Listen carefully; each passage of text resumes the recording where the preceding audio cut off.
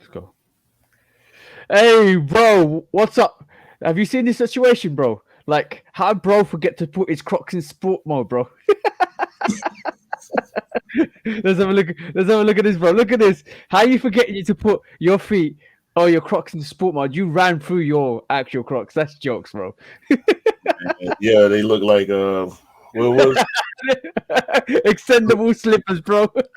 the Yeezy slides? He had a Yeezy slide situation going. He must have been running from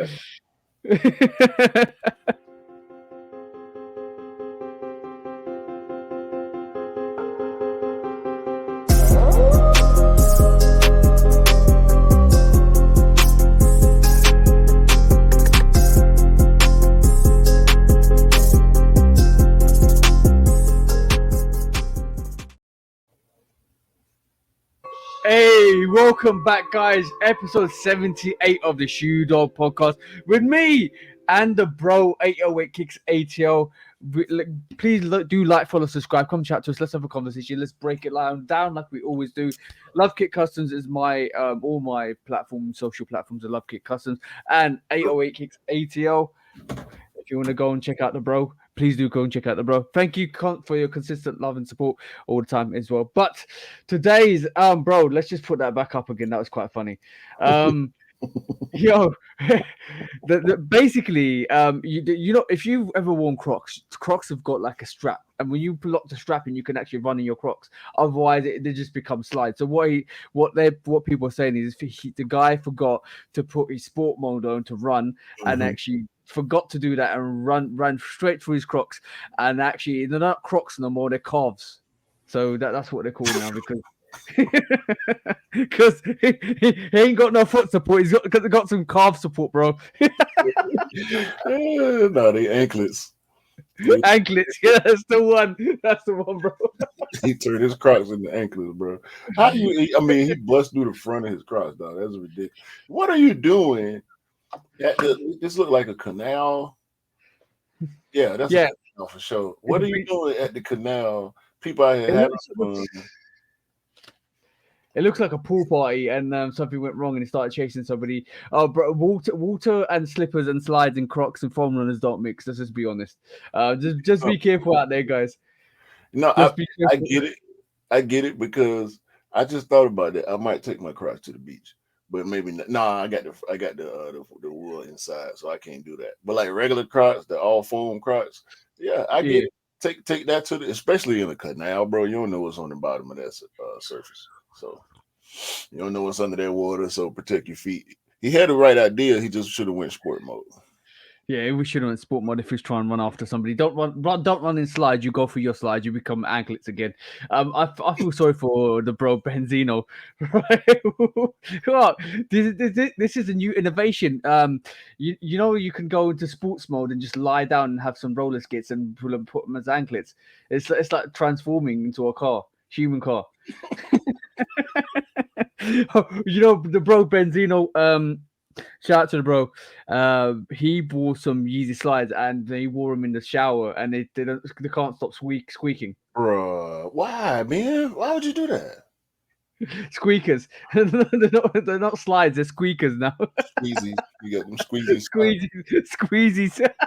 It's like those. Remember those chicken things that you squeeze and they go. Yeah. The ones we saw with the on Reacts with the dudes doing the Marco Polo. Marco Polo. Blindfolded, belted Marco. Yeah, I just talked to Ben yesterday, trying to track down the Huarache for him. Oh, okay, good. I know he's a massive Huarache fan, so hopefully he gets that under his belt and basically kind of not the thought Ratchies. No, yeah. No, that's not Huaraches. We're talking about Huaraches, the Huarache hides. But yes, but basically, what's the so in terms of in the sneaker world at this moment in time, a couple of revelations have happened over the last day or so, because obviously the women's football World Cup has gone into the last 16, which is now going to move into the quarterfinals. So Switzerland went out, Japan beat Norway, big one today. Netherlands actually beat South Africa, which is not the big one I'm talking about. The big one today is Sweden beat the US on penalties. Come out of the World Cup. So no longer are they going to do that three-peat because they were on for that free hat trick of tournament wins. They got knocked out, and it's just a change. It's a change in tides, bro. I'm telling you, these smaller nations, these nations that the bigger teams thought weren't as good, like Germany went out, US are out. Like, bro, it's serious. It's serious business here, bro. England still in? Yeah, England on the time recording, England playing Nigeria. That's going to be a hard match. And Australia versus Denmark, and then you got, I think on Tuesday you got Colombia versus Jamaica. Yo. Shout out to the Jamaican team, bro. I watched that match, and those girls put on a performance, man. They defended for the sake of their lives, and basically were able to conquer. Get out the group, bro. That was so good to see. So good to see. And last one is France versus Morocco. And Morocco is another team that nobody thought would get to this stage. So it's crazy to see that, bro. Absolutely ridiculous. Yeah, man. How do you feel about the US going out? Not very good. Is Jamaica out, right? Jamaica's through. Jamaica still in it? Yep. So at this point, I got Jamaica and Nigeria left. That's what I'm rooting for. At the underdogs. What about Morocco? Yeah, Morocco too. I rock with Morocco. But probably I would say Nigeria, then Jamaica, then Morocco in the order of support. Because cool. Haiti's out, Trinidad is out. Haiti were unlucky. Yeah. Very unlucky. Yeah. So yeah, I'm hoping for Nigeria. I mean, my apologies. I know they playing your team, but I'm with Nigeria and Jamaica. Anything could happen, bro.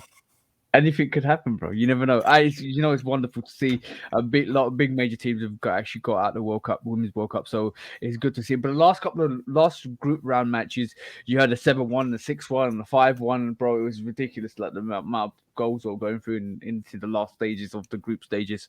But yeah, last 16, and we go into the quarterfinals and the semi-finals, and then the big one. But US are out, bro. That was the danger team for a lot of people. I think now it's gonna be Sweden, bro.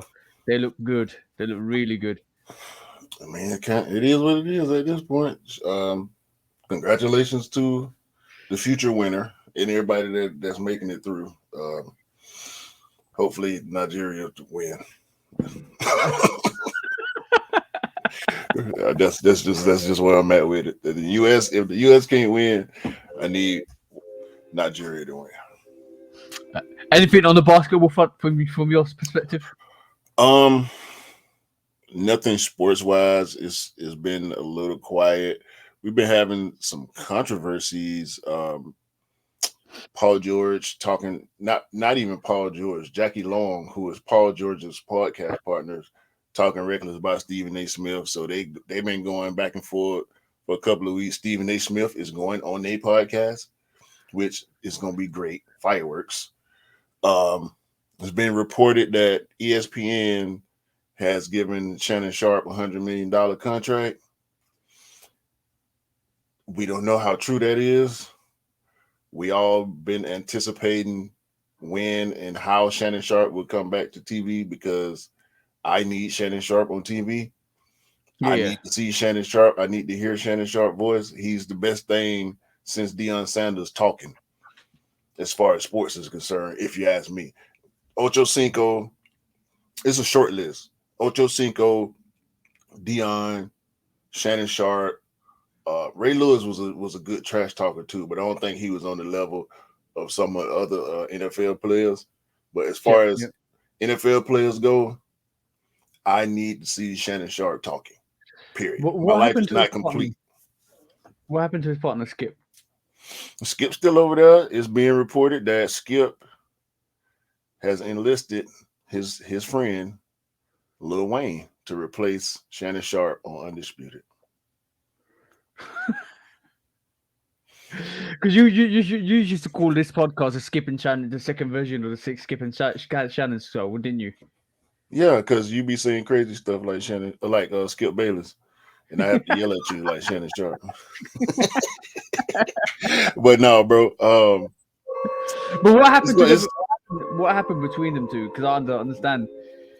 So a while back, I'm gonna give the short version of this. A while back, Damar Hamlin, an NFL player, I think he's a cornerback or safety, a secondary defensive player for the Buffalo Bills, had cardiac arrest during the game. Yeah. And they had to revive him on the field. So Skip Bayless, during the whole incident, tweeted, because they postponed the next game. I think they finished that game and postponed the next one or something like that. Yeah. So Skip Bayless tweeted pretty much, when are we going to when the next time they're going to play?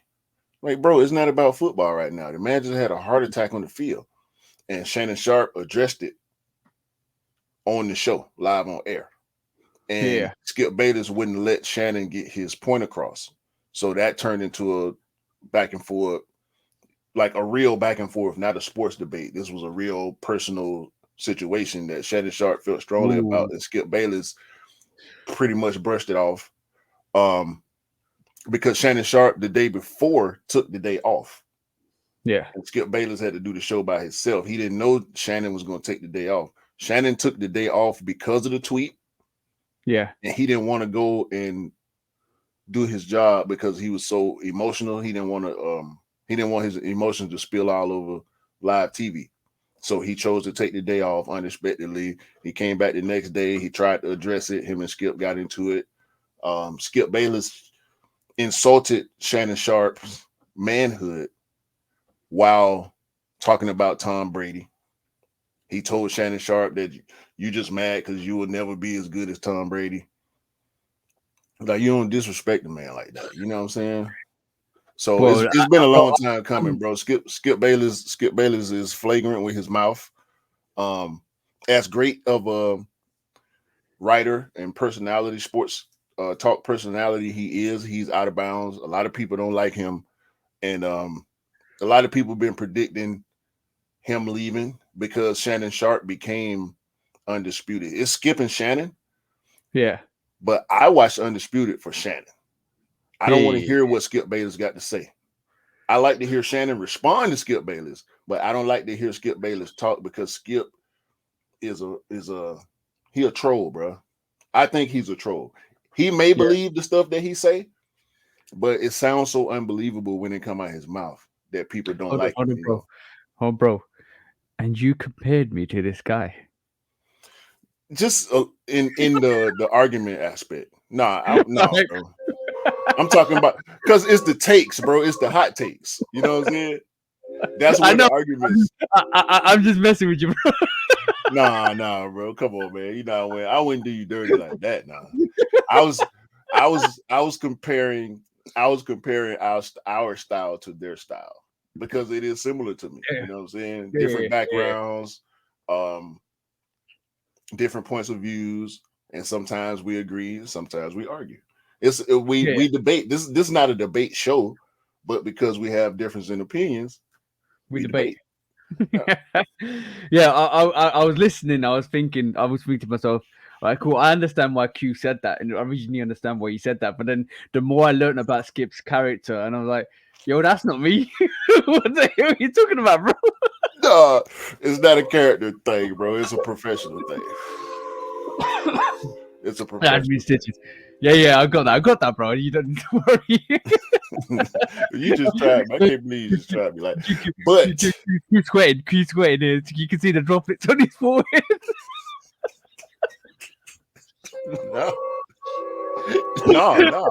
No. Because if you took it like that, and I'm telling you that's not what I meant, then it's on you. I took the pressure off myself because I explained myself. You know what it is? There's a lot of people like when you say a generic statement out there, and you just basically say, I like the other day I put on my Instagram, I buy what I like, I rock what I like, F your haters, blah blah blah blah, and stuff like that.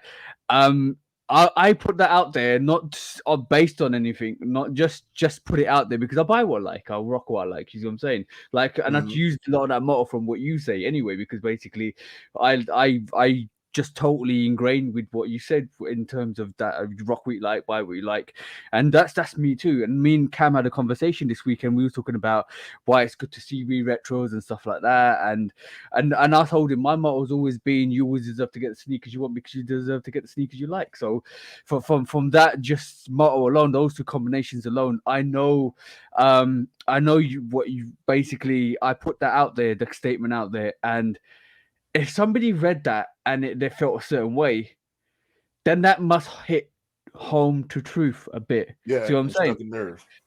It's fucking nerve because you know you're like that. And you're like that, or a specific way somebody's put that comment out there, so it kind of irks you because you're like, is that directed to me? If you don't feel that way, is you're not that way. So when you said what you said, I was laughing. I was like, hey, I'm gonna get a Q here. I'm gonna definitely get Q here because that's not me. That don't affect me, bro. No, I would never do that to you. You know how we do, bro. Yeah. We talk for real, so I wouldn't have to do that, bro. If I felt some kind of way, you would know before I would try to put something on you like that. But quickly, this is a sports related story. Have you ever heard of Timba Gorimbo? I think I'm Gorimbo. Timba Gorimbo. No. Timba is a MMA fighter from Zimbabwe, and he been in the news lately because The Rock looked out for him super big time. Shout out to The Rock. Shout out to The Rock for that. That I saw it. I saw the story. Bought this man a crib. He left Zimbabwe to come to America, to Miami, to train MMA, so he can try to become a champion. That's his goal, to become champion. Obviously, anything you're doing, you should want to be a champion. So he came. He was sleeping in the gym on a couch at his training facility. That's how dedicated he was. He left his family. That's his main goal, is to bring his family to the U.S. with him. And he got a wife and I think 2 kids, maybe 3, but I know 2 for sure at least. And he was sleeping in the gym. He took his first check from his first win. He lost his first fight and won his second fight, I believe, professional fights. And he took his first check and sent it back home so they could build a well in his village for his people to have clean water. I mean, I'm getting goosebumps right now talking about this. The Rock saw what he was doing, went to Miami to surprise him, chopped it up with him at the gym, and surprised him with a crib, bro. On the water in Miami, dog. I've been there. These houses, them houses on the water, dog. Come on, bro. We talking $500,000 spot here. Yeah. Like The Rock looked out for bro big time. I had to go follow Timba. I want to see him win, bro. I really want to see him win. I'm gonna pull his Instagram up right quick for the video audience, so y'all can see his Instagram, the spelling of his name. Timba, Themba, Gorimbo, Gorimbo _ MMA is his Instagram. Follow Timba. Let's support Timba. And shout out to The Rock, man. Huge shout out to The Rock. Yo, bro, dude, The Rock's doing some amazing things. Like he's, you know what? it's good to see one of your heroes from back in the day. Like, let's just be honest, The Rock, watching WWE or WWF when The Rock was there, that was just the revolutionary. I've never been in tune to the wrestling since The Undertaker was there.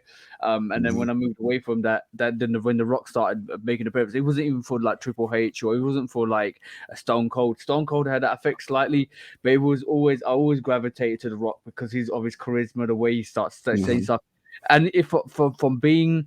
And you know what? Shout out to like Roman Reigns and all of that stuff, because they all cut, and the Usos, all cousins and interlinked. And they fought last night. Yeah, I watched SummerSlam. I did watch SummerSlam. I saw it too, bro. Yeah, it was dope. Very dope. That Brock and Cody match. Yeah. Boy. I ain't followed wrestling since the Rock had hair. Yeah, and this is what I'm saying. And like the whole new revolution has got me in tune to watch that. The fact that The Rock's come from wrestling, come from that background, could have been an NFL player. I think he got injured, started wrestling, and he started following his family line, and becoming this epic wrestler. Then went to acting, and now he's got his own whiskey, his own brandings, and all of that stuff. His own series, his own like Ballers is an absolutely amazing series. If you go and watch that, and then Ballers too. Yeah, and then basically got him doing all the greatest things, and like, bro, like that man is a legend. Like in my eyes, that he's an absolute legend, for everything he's done. And but by the way, SummerSlam last night, I watched it all from start to finish. I'm gonna say one of the most entertaining matches was the first match. Logan Paul was. I didn't see that one. I didn't see that one. Bro, go and watch it. I'm not like, I love the whole SummerSlam. I love the Bloodline story. I love the Cody Brock story. I loved Gunther's another one that you gotta watch out for next time, bro. Yeah, I hate him, bro. I hate his face. When I saw him, no, bro, because we had the I went to 99 House last night. He had, he cooked, and we sat there. We watched. He had SummerSlam on one screen. And the Jake Paul fight on the other screen. Don't even talk to me about that. How does Nate Diaz lose to Jake Paul? Nate Diaz. I was telling my partner this. We going all over the place with sports too. Let's go back. Let's go. No. I'm done with SummerSlam. It was dope. Watch the Logan Paul match. It's the highlights of the Logan Paul match. Watch it, bro. Joe, I don't like them Power Boys, man. I don't like that one of them. I like Logan Paul.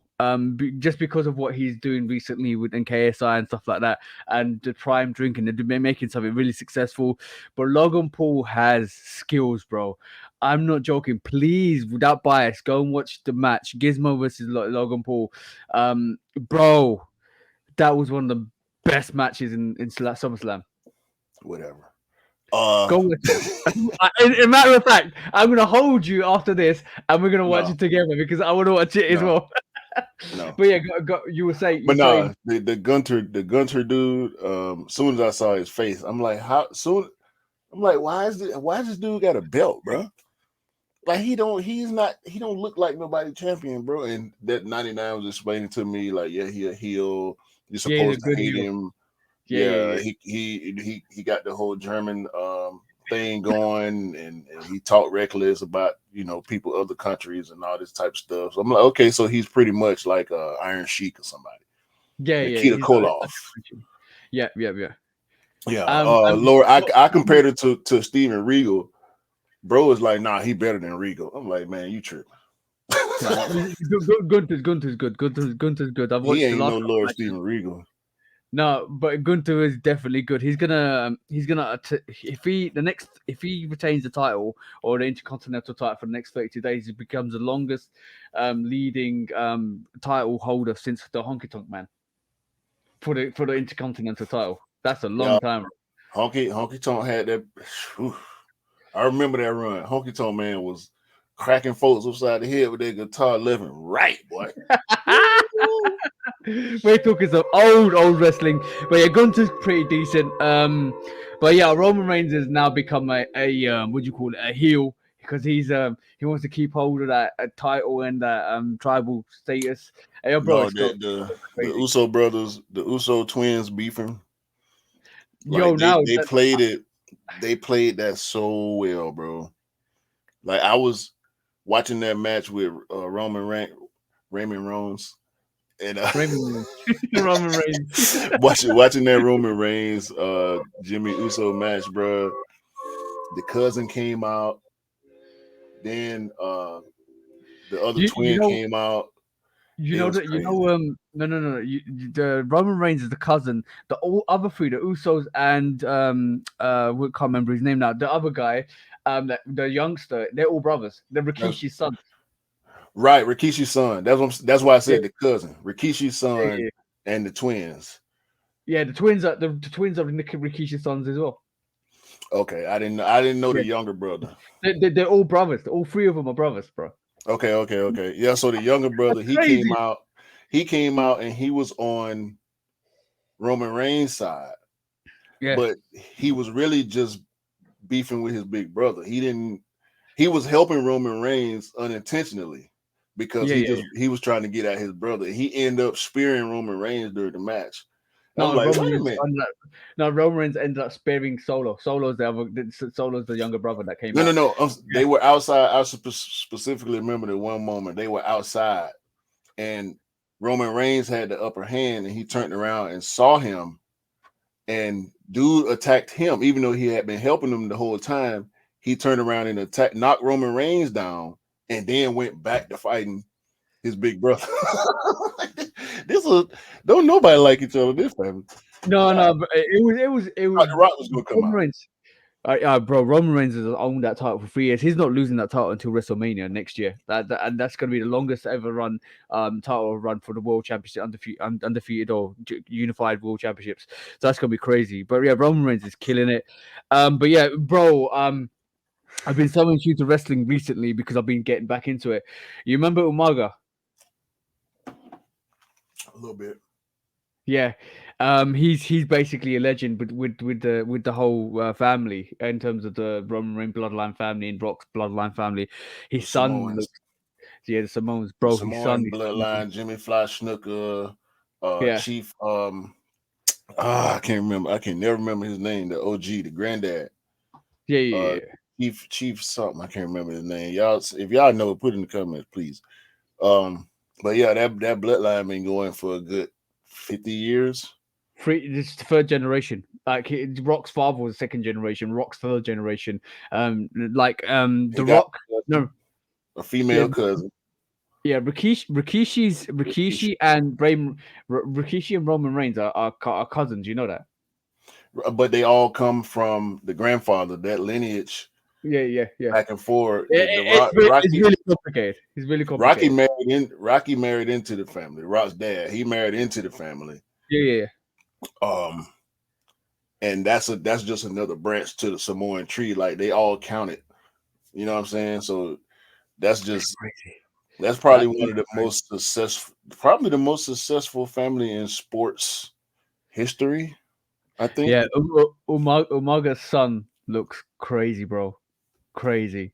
He's not in WWE at the moment. He's in one of the other divisions in terms of coming through the other ranks from other companies. ECW or Yeah. AEW or whatever it is. ECW something. Basically, bro. In and up I think 5 years. ECW defunct. We've been talking about wrestling for like 15 minutes, bro. Lastly, in sports, so we can get to the sneakers. Paulo Banchero, Yeah. #1 draft pick for the Orlando Magic. Great young player. I really hope they can do. Orlando they ain't been. I can't say they had Shaq and Penny, and they tried. They went to the finals. Jordan made Shaq cry. It is what it is. Dwight Howard comes. They go on a run. They go to the finals. Nah. Now they got Paulo Banchero. He's the future for the Orlando Magic, but I don't think Anyway, Paulo gifts exclusive Jordans to the Boys and Girls Club in his hometown. I think no. In Orlando. Yep. No, Seattle. I'm sorry, in Seattle.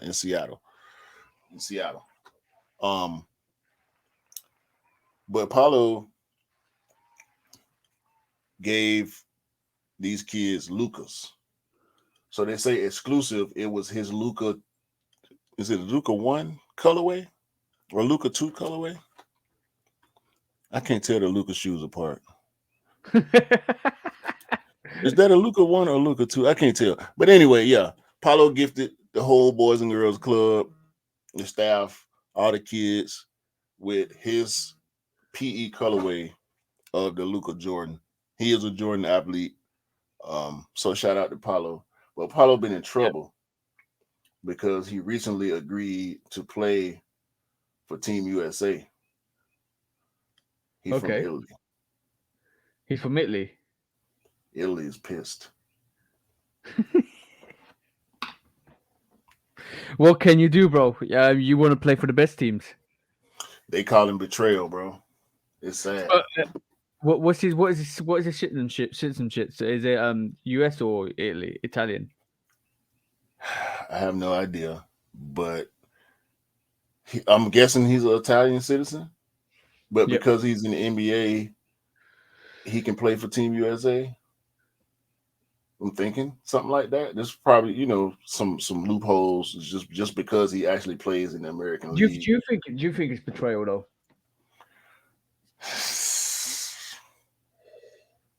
I'll be honest. I think it's basketball business. Okay. Yeah. But I think he's making a business decision to play, like you just said, play for the better team. Yeah. Because it's rated. Sorry to say this, but it's like wanted to play for Brazil. If you in the footballing world, like if you play football or play for Argentina or playing for Germany. Oh man, the thing is, if you're in the NBA, you want to play for the Lakers, or you want to play for the Celtics, or you want to play for the Knicks, you want to play for the historic significance. Or the magnitude. You want to play in the big. You don't want Dame Lillard trying to leave Portland. He want to go to Miami because Miami versus Portland is night and day. Yeah. The only thing with this is in the national teams, if you're under 18, you can skip nationalities. If you're like got dual nationalities, you can go to like some players are Jamaican and English, so they play for the Jamaican team or the English team. Under 18, they can switch if they wanted to. Like Raheem Sterling could have played for Jamaica if he wanted to, because he's like heritage is Jamaican. There's a lot of players have actually chosen other teams. Like I think there was a British German who's half his side was German, half his side was British, or English. So he went and played for a Germany team instead because and there's another player, Owen Hargreaves, who's in a similar situation. He played in Germany, he lived in Germany, but he's English, but he came and played for the English team. Like they got players from Bundesliga. Yeah, exactly. But these players did make that decision in the under 18 leagues or under 21 leagues, so they actually kind of mature through the rankings of the actual nationality leagues. But if you're going over there as a basketball player, you actually are full bred Italian, but you live in the States and you play for the Team US. I don't know how that fits in because what part of his heritage is American? Well, he got some black in him, obviously, but I don't know if it's Black American or Black Italian because there's black people all over the planet. Yeah. So yeah, of course. I can't tell, dog, but his name is Paulo Banchero. So clearly, he got some type of other ethnicity going on. But because traditionally NBA players from other countries play for their home countries when it comes to FIBA and the Olympics. So that's where the controversy is. It's not a huge story because Paulo is not a Who did Giannis play for? Greece. So he actually productively goes to the Greece team and plays for Greece. Yeah, the Gasol brothers played for Spain. Manu Ginobili played for Argentina. No, not Argentina. I'm sorry, he's not. Is he Argentinian? Ginobili? I can't remember, but most international players play for their home country. Period. So then I'm gonna call cap. I think he's chosen. Tony Parker played for France. Yeah. Al Horford played for France. So I'm gonna agree with what Republic, we both agreed with. Yeah, I think I'm gonna agree with what we both agreed with. He made the choice, but he made a basketballing choice rather than a nationality choice because he wanted to play for the better team. Yeah, he wanted to play with other NBA players because he in the NBA, and I think he's thinking about his future. So playing international ball is like the big boy version of AAU, where you get to play with other great players. Yeah. And that's what you want as a great player. You want to be around other great players to be able to see what they do, possibly be able to pick up some game from them. You know, pick up a move here or there, or pick up a workout habit, or pick up nutrition habit, something to, you know, enhance your game. Bro, let's be honest. He just wanted to play basketball with cheat mode on. It is kind of cheat mode, but the world is catching up. Yeah. I'm just saying. Like for historically, the NBA is where it's at. Historically, it's been in the States. Historically, the best team is the best national team is going to be USA. Historically, so what you want to do? The thing is now, a lot of the top players in the NBA are from other countries. Luka Doncic, Jokic, Giannis, like all these guys, they come from places where basketball is not what it used to be. Now we got real competition. You know what I'm saying? So yeah, which is good. We've always had competition with South America and Spain, like Argentina, Puerto Rico. Like they always had players, and the best players from those national teams play where? NBA basketball. The NBA, yeah. But that's the mecca of basketball. That's the thing. That's what I'm saying. So if you're at the mecca of basketball, you want to play for the mecca of the basketball team. So this is what he's made that choice on. So that, and technically, it's still playing with cheat mode on, because basically he needs the God mode to actually play basketball. Yeah, but it's a bunch of young guys on Team USA this year.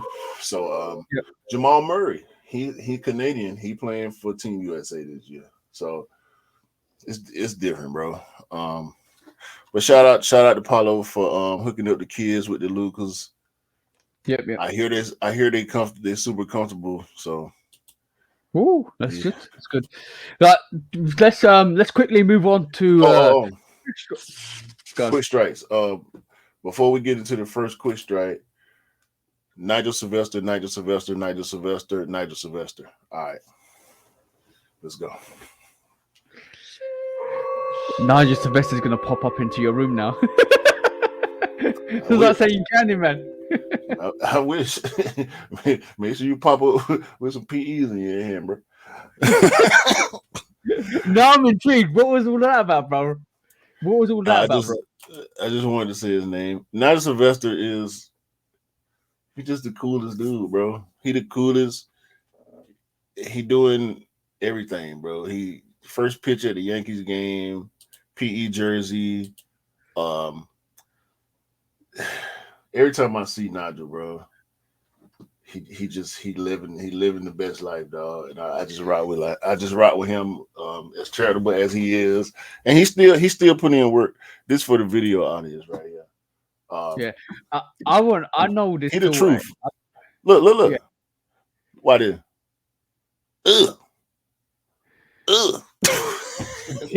Nigel is the truth, bro. Bro, extraordinary.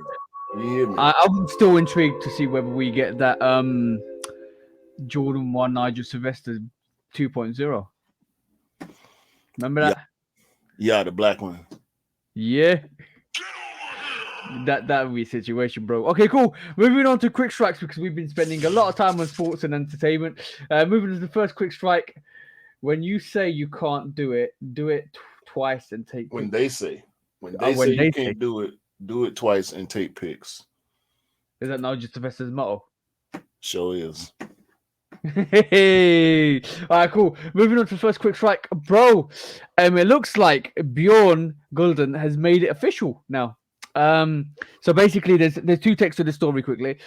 Looks like Adidas have announced plans that they will not be selling any more Yeezy products once the remaining inventory is done, and it does look like Bjorn Golden has come out My and bad. said, okay, cool. It looks like Bjorn Gulden has come out and said that basically the Yeezy products is something that Kanye created. He's the inventor of it, and basically they've been in partnership with him to take the designs and sell them off later. Is technically within their right, but it's not part of their strategy. And basically the task is to limit the damage, you get rid of the inventory, using products for the good, build a business without Yeezy. That's what basically Bjorn said. Some people are basically saying, and keeping in within the quick strike because I think it's related. It looks like one of the other things that has happened over the second quarter this year is that 85.22% of the profits of the operating profits has come from Kanye and Yeezys in terms of just basically the remaining inventory, and they haven't sold a lot of it at all at the moment. They've probably sold about 250 million worth of it, which is ridiculous. And another quick strike to just cover the whole Yeezy situation. It does look like they are actually donating 120 million to charity from the sales of their Yeezys, which is absolutely great to see because obviously they're donating to like all these foundations, which is on the list here, which basically it looks like they're helping. But a lot of people, just to wrap up the whole story before I get you to kind of have your shout at it, that a lot of people are saying this is a strategy from Adidas to negotiate Kanye West and Yeezys again because they realize there's too much profit in Yeezys. For one, secondly, they feel like the fact that they're hitting profit margins that are ridiculous, and they're actually sharing stuff to charities. It's just actually giving them a better rating within the whole business strategic world because obviously any detriment, any kind of bad imagery in the whole selling world will actually lower your ratings and the ability to make loans from actual big businesses. So it looks like Adidas are pleasing the audience in terms of providing to charities. They're trying to kind of put a stance on it to make Yeezy come to the table to actually keep selling Yeezys. But officially, Bjorn's literally said, a lot of people think that way, but officially the CEO from Adidas has said they're not doing any more Yeezys once the last inventory is done. So what's your thoughts on that, bro? It's a lot to kind of digest there.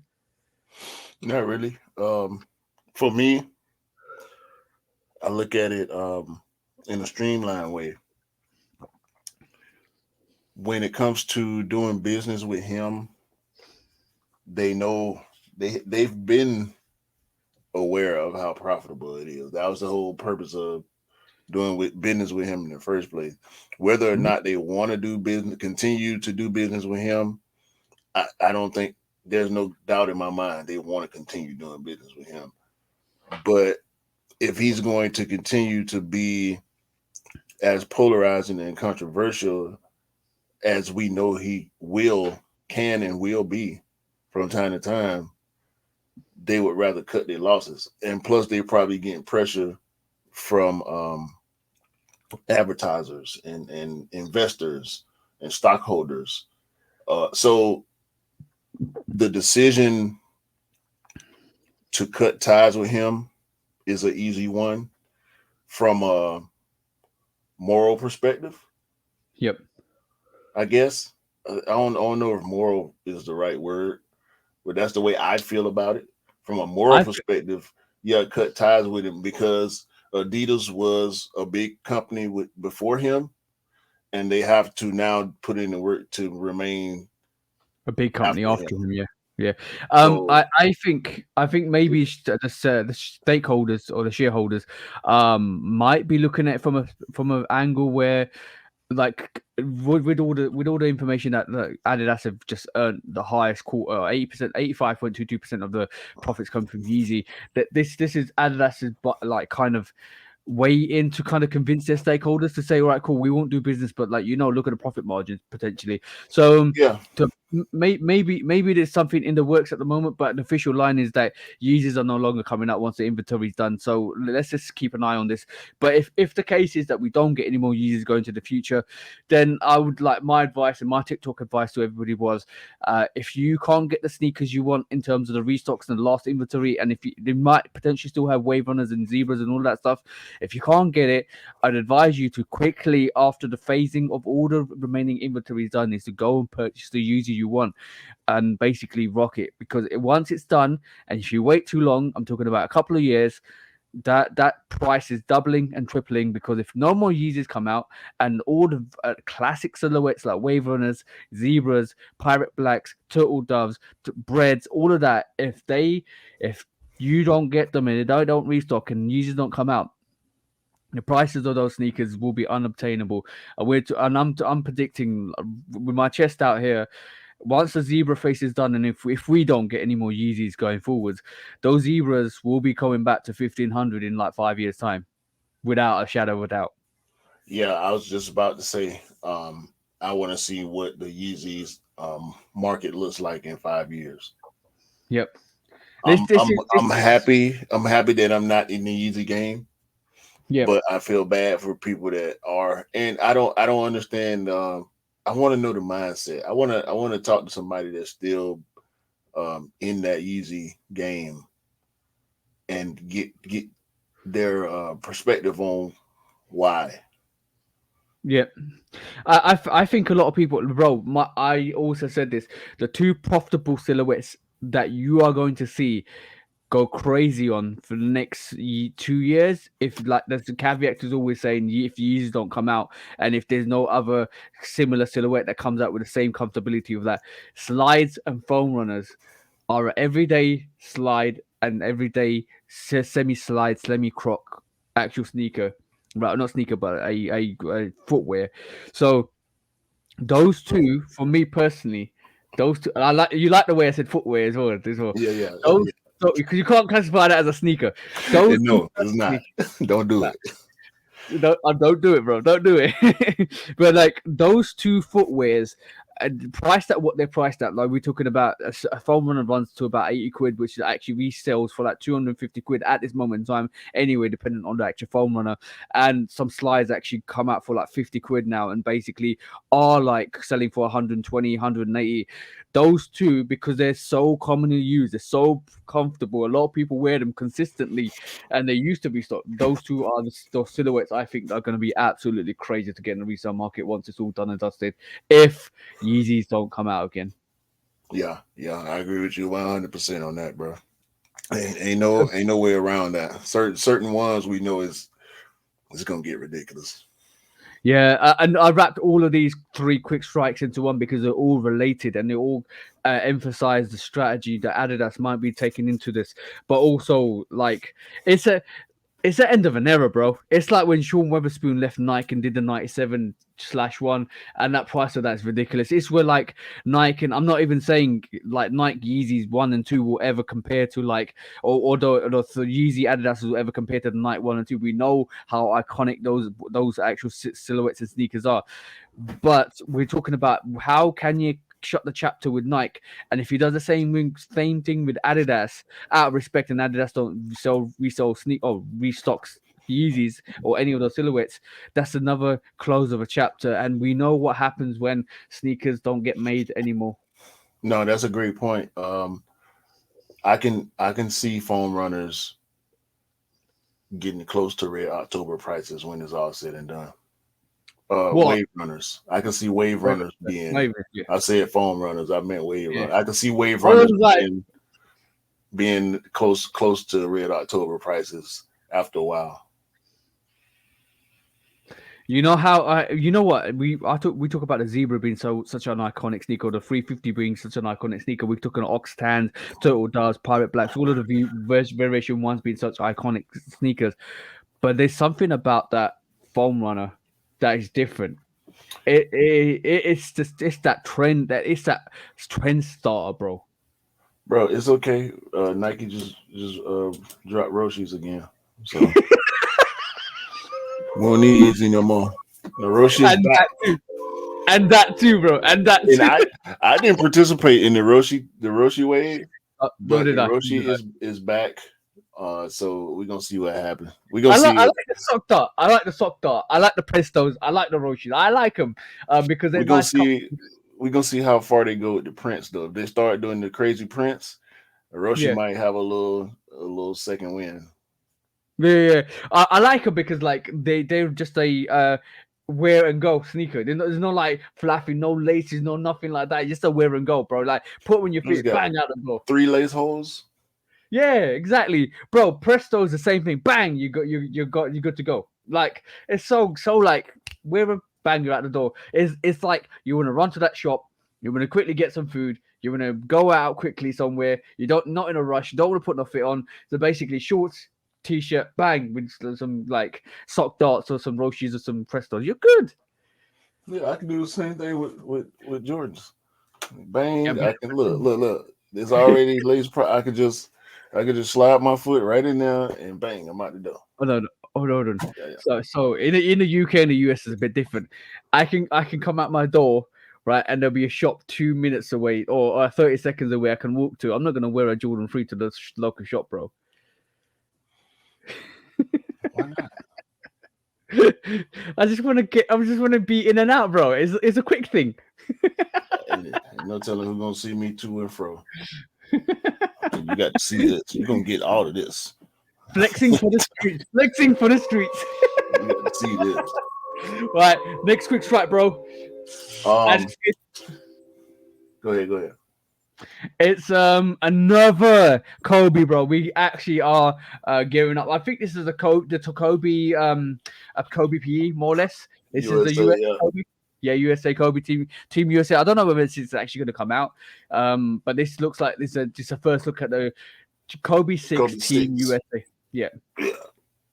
What do you think? Got white variation, looks dope as well. I like the blue one a lot better. It might be a Water where you got one's white, one's blue. Nah, those are both left shoes. Yeah. I was just or right shoes, depending on if the camera flipped or not. But I rock with the red one. The white one hard too. I like the red one a little better, but I don't need another red, white, and blue shoe. Red, white, and blue just ain't. It don't match my energy. So. But it's good to see though, because basically it looks like more and more Kobe's are being geared up. We're seeing PEs. We're seeing a lot. I think these PEs we got to the athletes will be absolutely awesome. We're seeing like all the news and speculation with like Air Force Ones and Kobe 6s, Kobe 3s, Kobe No, Proto. DeMar DeRozan and PJ Tucker finna go crazy. Yeah, bro. Yeah, especially DeMar, because he's like the heir apparent. Like I just saw DeMar DeRozan tell a story on the Paul George podcast. He said he was playing against LeBron, and LeBron asked him if he wears Kobe's when he plays against Kobe. Yeah, and he was like, yeah. But the next time he played Kobe, he was like, I ain't wearing no Kobe's. So he wore Jordan 10s. Yeah. He said Kobe saw him before the game and asked him, what the F you got on your feet? And DeMar was like, whatever. And Kobe proceeded to destroy him that game. And he said, at the end of the game, on the way to the locker room, Kobe told him, don't you ever wear those again. Or something like that. You shouldn't have wore those. Yeah, you shouldn't wear those. DeMar DeRozan has never wore anything but Kobe's since that game. That's crazy. So he was blessed by the Mamba himself because Kobe knew he wore Kobe's. Yeah. And he saw him wearing Jordans and was like, bro, really? All right. Let me dunk on you. I got something for you. Kobe probably gave him like 40 or something that day. Maybe, high 30s, low 40s, something like that. But yeah, DeMar DeRozan learned his lesson. Kobe wants you to wear Kobe's, so we're gonna wear Kobe's. I wonder if there's a story like that with LeBron. I doubt it. People don't do LeBron like that. Everybody loves LeBron, and LeBron loves everybody. So I doubt he wouldn't do that, bro. LeBron ain't that type of dude. All right, cool. Who do you think's the best shit talker? Like I out of these three, Kobe, Jordan, LeBron. Jordan. And then LeBron don't talk trash. He reacts. Kobe second. Who's got the best reaction then? What you mean? Like from abuse, like basically somebody's thrown abuse at you or kind of chatted you or back chatted you, and you're like, all right, cool, I'm going to show him a lesson. Who's got the best reaction? Jordan. Yeah, I agree. LeBron would be second, because after Jordan, I don't know because Kobe's got the whole Mamba mentality kind of. People knew not to try Kobe. Okay, but then the venom is as strong as probably both of them. Then, bro, Kevin Garnett told a story about J.R. Ryder. J.R. Ryder, I think I heard one. Yeah, he said J.R. Ryder. No, Kevin Garnett was talking trash to Jordan. And J.R. Ryder told him, bro, what are you doing? I got to guard him. Why are you talking to him? Man, fuck him. And next thing you know, Jordan dropping 50. And it's Kevin Garnett's fault. But you not guarding him. You talk trash to your dude, bro. Don't talk trash to my dude, especially when his name is Michael. Like, what are you talking about? What are you doing? What are you trying to do to me? Some of these stories are legendary. I'm gonna say this, like every time I hear a new story, every time it kind of intrigues me. Like this crazy. I've heard some Kobe stories. I've heard some Jordan stories. Yo, we know the Jordan rules existed and what the Detroit did to him and stuff. Yo, the best story. I can't remember who it was. The best story I ever heard about Jordan. Probably the best basketball story I got that I've heard. Jordan counted backwards from 60. Yeah. He told a dude he was finna get 60. He made the first shot and he said 58. And he made the second shot and he said 56. And he counted all the way down from 60 every time he scored. He's a troll, bro. Jordan's a troll, bro. It might have been 40. I think it was 40. I think he counted backwards. He counted backwards from 40. From the beginning from his first shot, he counted backwards from 40. I said, man, this dude is a lunatic, bro. Right, cool. Loon, a straight loon.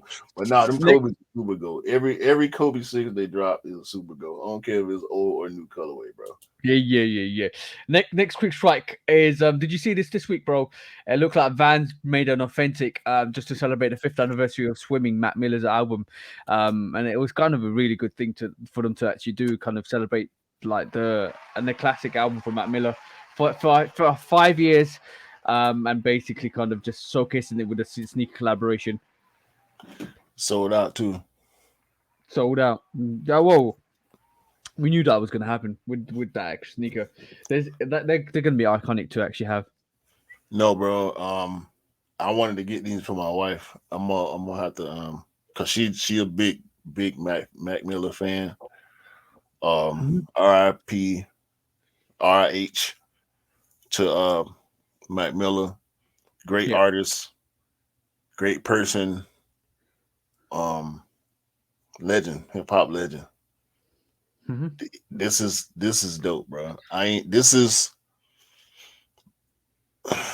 want to say it's overdue, but because it's the anniversary, I can't. You know what I'm saying? Yeah. But Mac Miller has one. He's one of those guys where if you know, you know. Like Mac Miller, cult following. He up on the pedestal forever, bro. Like he did so much for so many people with his music, the way he expressed himself, the way he allowed his fan base in to his life, and he put his life on TV. He had the show, reality show, and all that. But Yeah, man. This is great, bro. This is Yeah, great. 100%. Swimming 5-year Vans authentic. It was $100 retail. I ain't even looked at the resale yet. I imagine it might be up there. But these are dope, man. I need these for my wife. My wife liked Vans and she loved Mac Miller, so I'm gonna I'm gonna be checking up on these for a while. Yeah, I'm just checking the price for you now, bro. And what's your missus size? 6.5 US. 6.5 US. Well, there's nothing in sale for 6.5 US. I don't know whether it's actually had an official release or not. But like the highest ask for somebody is about £800, bro, and the highest bid is about £390. So that's a bit steep, bro. And that, but I can understand why they kind of priced as much as they are. Yeah, this is his official website, Mac Miller website. Maybe we have to wait for the Vans release to actually happen. Yeah, I don't know if they're gonna do that, but these were probably super limited. Um, but it's dope nevertheless. Yeah, Shout out to 100%. fans. Shout out to Mac's family and his estate. Yep, Super yep, yep. dope. Next week's strike. Quickly looking at some Halloween sneakers, bro. Yo, bro, tell me this isn't the bulletproof triple black Air Force One. Yeah, that snake skin. I like it, bro. You like it? Yeah, snake skin on the leather. I don't get why it's a Halloween shoe. I like the shoe though. Yeah, The it's jack it's got snake lantern. skin on. It's got snake skin on the overlays with the swoosh, and it's basically got reptilian outsole, which has got green and grey on it. It's very reptilian, very like animal print, and very like maybe it's an animal Air Force One, but this is supposed to be the blacked out snake skin print Air Force One that's coming out for Halloween. So I think this is a dope sneaker, but I don't understand what the Halloween connections is. Maybe the pumpkin actually buckle on the actual sneaker, but Bro, you putting a jack o' lantern Dubray on the shoe turns it to a Halloween shoe. I'm not I with like it. the actual. I do actually like the way that Nike spelled out in the Halloween font as well. Yeah, I mean it's a nice sneaker, bro. But Halloween, when I think Halloween, when we think Halloween, we think Oh, have you seen the insoles, bro? yeah, it's a dope sneaker, bro. But it's just it ain't got enough orange for me. They should have made the outsole orange or something. You Make know the what? swoosh I would say, orange. nah, they should have made the whole upper orange. What do a jack o' lantern got to do with a snake skin pattern? I don't. That don't correlate to me. They don't connect. But on that, bro, just looking at what is your favorite Halloween sneaker? Probably the first skeleton Air Force One low. Yeah, the white one with the sprint for the footprint on the side, yeah. There was a black one, right? Yeah, there was a black one and there's an orange one. There's a lot of colorways. I think I there's a like the purple one as well. yeah. I ain't like the orange or purple. I like the black ones, and I like I'm pulling them up. I'm the pulling them up. Freddie Vans. I would probably put Freddie Vans. Probably I go Freddie Vans number one. I love that shoe. Yeah, that shoe's dope. I You know still what? ain't got it yet. The Freddie Dunks, bro. The Freddie I Dunks like is dope as well. I like the Freddie Vans more than I like the Freddie Dunks. That's a hot take. You- No, that's not a hot take. That I can understand that. The The, Paranormans, I'm not a foam guy, but the Paranormans definitely, hard, yeah. hard, bro. Hard, bro. In general, the Paranorman probably number two to the Freddie Dunk. Hmm. But my personal preference, I'm gonna go with the Freddie Vans. What you got? I'm going with I'm gonna go with them. I think I'm gonna go with the Air Force Ones. The white or what The color? white ones, the original white ones. But also I'm looking at maybe the Mummy Dunks as well. That's another iconic colorway, and the way it's been done, I feel that's great. But both the Freddie Vans and the Freddie Dunk lows, they to me are up there. Like that, the way that's executed, the way it relates to the most iconic movie, horror movie ever, like in Nightmare on Elm Street, and the way it comes out for Halloween, I do have to put that up there. I think the Freddy, both of them, I can't pick between the Dunk Lows or the actual Vans, the Freddy Vans, but those are up there. But there's so many iconic colorways. The Air Force One, the white Air Force One skeleton print is absolutely dope. You got the Mummy Dunks, you got the Paranormans, bro. Like there's so many good Halloween sneakers out there. But the new Air Force One, I don't understand that. It doesn't connect. It don't fit in that. Some of the other sneakers kind of don't fit too, but like even that Halloween dunk, that's the Halloween dunk from 2021. Yeah. I didn't like that one, but it makes sense as a Halloween shoe. I don't like it, but it's green, purple, orange, and black, so it's Halloween color, so it makes sense to me more than this this black and green Air Force One we getting this year. It's nice though. Yeah, I think front on it. It's a nice shoe. Them Ghostbuster Reeboks, the Ghostbuster Reebok workouts were pretty dope too. Yeah, they were dope too. There's been a lot of definitely a lot of Halloween sneakers, but from the most iconic ones, that the Freddy Krueger's always stick out. Freddy Krueger's always going to stick out as being. I want to say the Freddy 95s too, but I don't think it was a Halloween release. But it kind of hits with the same associated color blocking colorway and stuff like that, so it kind of is in that region anyway. But like for me, I just love Freddy, bro. He's my favorite movie monster. Yeah. He's the fact that the whole concept of that actual dream and reality kind of perspective is crazy because you can't. Yeah, because you could technically be sleeping and dreaming at the same time, but you don't realize that you are not awake. And yeah, bro, that whole context is crazy. You have to go to sleep to live. If you don't go to sleep, you will die. Your body won't be able to recharge to keep going. If you don't sleep, you will literally deteriorate yourself to death faster than your body naturally wants to. Do you think that was the first concept of interdimensional? No, because it's not interdimensional, but it's basically it's your sleep, your subconscious and your sleep is going to a different plane. So from that perspective, mental, you go to your mental plane. But for me, it's kind of the first kind of thought of actually having a different version or different parallel version, but not within a dimensional version. See what I'm saying? It was like you're in Freddy's land or you're in the real world, and there was a massive kind of overlap between finding out what the real world was and the reality between the two, because you could be awake but you don't know if you're awake or asleep, and that was the most scary thing about that was are you awake? How dreams work? Yeah. You ain't never woke up and been like, oh crap, yeah. Bro, vivid dreams, having vivid dreams, bro. That's crazy. I have sneaker dreams periodically. It's not common at all, but I'll say every few years I have a sneaker dream. I just had one last year. I remember, bro. I was just opening boxes. And just boxes of craziness, bro. I was finna go somewhere. I had my fit, and I'm just opening boxes, bro. Of every box I opened matched my fit. I felt like it was a nightmare. I loved it, but I was listen, bro. Listen.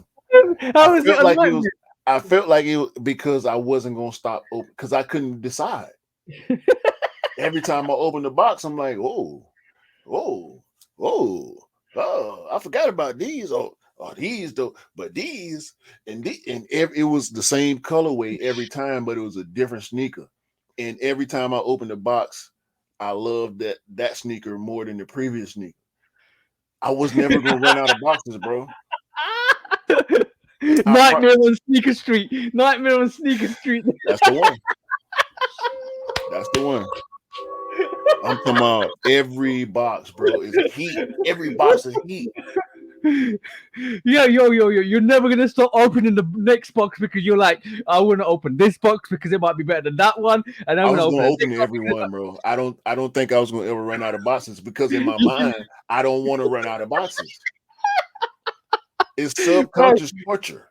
You know what I'm saying? yeah, but bro, like, isn't that a reflection of, you know what, you just predicted the future? Isn't that the reflection of what's happening with Jordan ones anyway, right? This moment in time, it's the same silhouette, different colorway, but you're basically saying it's a different colorway, but a different silhouette, but the same colorway. So Same in colorway every time. retrospect, but we're getting that we're getting that this moment in And time guess with what? French blue. I remember it being white, red, and black. Every shoe I pulled, I had on a white shirt, and I was looking for white, red, and black, and that's majority of.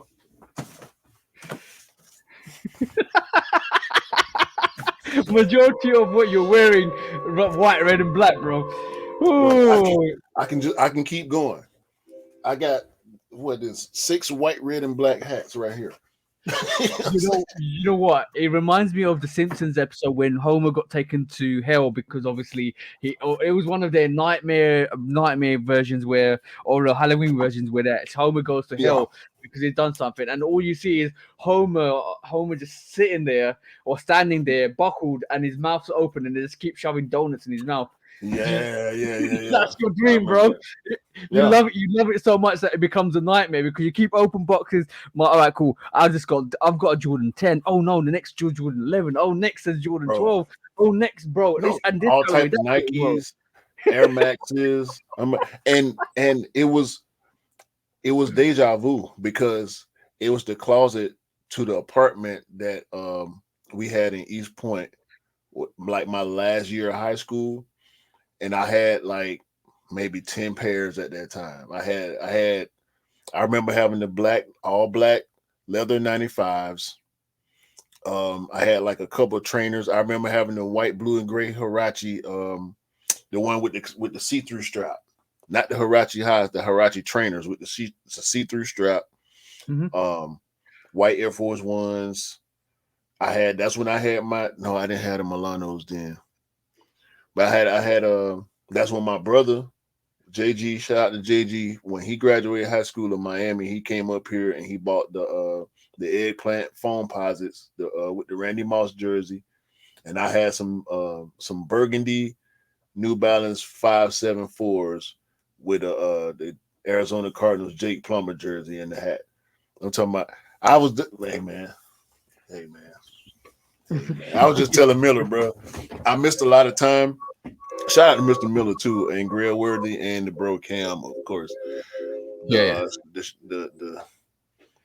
The live we did the other day. I was telling them when I got into hip hop and I was pursuing that dream of being a rapper. Yep. I missed a lot of years in sneakers because I was locked in on that as a goal, for my life in between regular life and working or whatever, couch surfing, doing open mics, late night, being in the clubs all the time and stuff like that. I missed a lot of years of buying sneakers because I was pursuing that. So, You got to it was, pursue your dreams. You got to pursue your yeah. dreams. So when I came back, I'm back now. Obviously, I've been back for some years, but it was crazy thinking about back then, bro. My little collection I had back then. If I would have kept going, oof. Everything happens for a reason, though. That's the thing. And mate, the when you started, when what's supposed to be actually materializes how it's supposed to be. So you maybe you doing it so late, like you concentrate on your music career, makes you give you an additional skill. And like I would advise everybody that my advice to everybody would be, don't regret anything you don't achieve because it gives you another skill point on your life. So basically, it's you learning to choreograph music or writing lyrics down on your music production gives you another key to life. And basically, it's evolved into the YouTube side anyway. So it came a benefit. Like at this moment in time, everything I've done to this point has led me to this point, and I'm actually doing what I love and enjoy because of what my past experiences, and this is how it should be.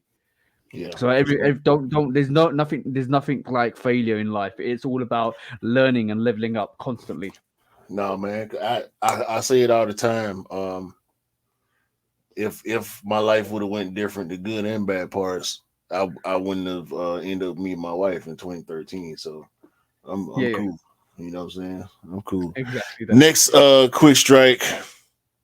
I need to know how you feel about the Air Jordan 1 MM High. MM meaning more materials, or what's the there was something else I saw, but that MM clearly we're just gonna say it's more materials, because if you look at pictures of the Air Jordan 1 High MM, everything is overgrown. It's like a Jordan that they left in the oven too long. Bakeweld.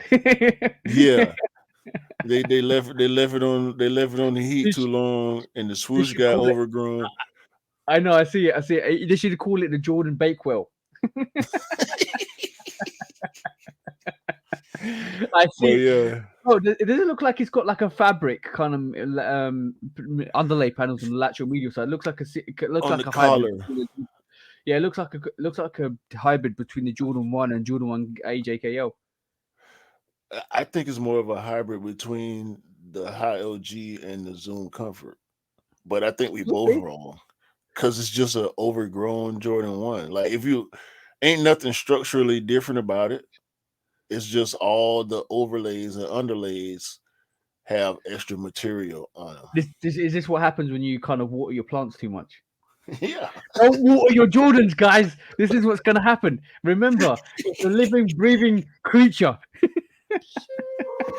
Don't water your joints. Oh man. This royal colorway, royal toe colorway, which is we're just gonna go lead to my next topic I want to bring up right after We we we talking about we got this. too many sound bites, bro. Don't water your Jordans. Nightmare It's on okay. sneakers. Yeah. It's okay. It's okay. This is what we do, dog. This is too much fun, bro. This is too much fun. Don't water your Jordans, guys. And so this royal toe, You know, it's got caveat to that. Unless you actually have a sneaker pot plant, then you can water your Jordans. right. Chill. These the chill Jordan ones. Cheer Jordan ones, yeah. This this royal toe colorway, I like the front of it. I like the toe cap, but I don't know what they doing with the rest of this this colorway, bro. Like, I don't like it. I'm gonna be honest. I don't like it. I kind of it kind of looks like a hybrid to me, and I understand. I just want just a normal Jordan one. I like. and Uh, they're giving you more materials for less money. This is supposed to yeah. be supposedly 155 US, Well, so when basically a a regular high price of OG is 180 so US. basically the right price of a Jordan one, how it should have been like when it was like 2015. Facts. There's also this coconut milk colorway. I don't mind that one if I'm honest. The coconut milk looks better than the Royal Toe or the Deep Royal, whatever the other one's called, Midnight Royal Navy toe, Royal. Yeah, which is confusing, bro, because all right, coconut milk. This ain't the only coconut milk Jordan 1. hmm Right now it is, but in the future it won't be. We ain't gonna talk about that for right now. But coconut yeah. milk is coming. I'm telling y'all right now. If Is that y'all the next listening to this, color of the if y'all year? watching this, Coconut milk. if y'all listening and watching this in real time, coconut milk is coming. We've seen it. We've seen it a few times this year. We saw it on the Vomero. We saw it on the P6000, which is that P6000 is crazy. I still want that shoe. I'm chilling. I got to chill. This coconut milk is coming, bro. Mark my words. And sulfur. We know light sulfur is coming. Yeah. But We do that. this this is gonna be confusing because it's another Royal Toe. We got a Royal Toe High OG, which brings me to my next point. I ain't got no graphic enough for this. This is a conversation. God. how do you feel about having to say the full name of sneakers? But I don't mind it if it like you're talking about Jordan 1 Shatter Battle 1.0, Jordan patent leather gold toes and all of that stuff. I don't say it. I don't. If somebody asks, if somebody came up to me and asked me the question, "Oh, what are those sneakers?" I would just say the full name because they want to. I have to give the full name because you know why? Because if somebody's looking for the sneaker, the last thing you want to do is not give the full name of the sneaker. So if I've got the fives up, I'm just saying this is a Jordan. What the fives are? This is Jordan Grapes or this is a Jordan Bel Airs. Or maybe get a date because obviously there's different variation of the Bel Airs as well. This is the but a lot of people nowadays know what you got on your feet. So I don't think it's much of a unless you're new, unless somebody says to you what's the name of that sneaker. I don't think you need to say anything. Let's just say hypothetically, this more materials catches on. Mm-hmm. I don't want to have to say Jordan 1 High Royal Toe. I don't like saying now when we. If you know, you know. Oh, you're also talking about like the Jordan 1 Zoom Comfort, Jordan 1 Zoom Comfort 2, or Jordan 13 he got game, Jordan 5 Black Metallic. Like, I just want to be able to say Black Metallic. If I say Black Metallic to you, if I say Black Metallic to Miller or Cam or E, y'all gonna say the 5, right? Yeah, but it comes. So should I have said Jordan 5 Black Metallic? I'll say that all day because that's my favorite sneaker. But depends on a short name. But it depends on who you're talking to because right this moment in time, the people you're going to talk to is people like this. If you said a camo, if you said the camo Jordan 3 NRG SE patchwork camo. Look. That's going too far. That's going too far, bro. All you gotta say is Jordan 3 camos, bro, or the camo 3s. That's all you gotta say, patchwork. Bro. I just say patchworks. The patchwork 3. See, the thing is, if you said patchwork, a lot of people won't get that. If you just said a camo 3, Jordan 3 camos, the people get that straight away. And it's the same shoe. So you could. I'm not gonna sit there. I'm not gonna stand there saying this is the Jordan 3 NRG patchwork camo. Wait, you could get You forgot the SE. See, you done messed it up already. Okay, Jordan 3 NRG SE patchwork camo. I'm not gonna say that to anybody, bro. Yeah, you got that's what I'm saying, bro. I was sitting there thinking about. I was looking through, going through stories like we do throughout the week, right? Trying to figure out what we want to talk about, and I'm looking at these sneakers, and I said Jordan 1 High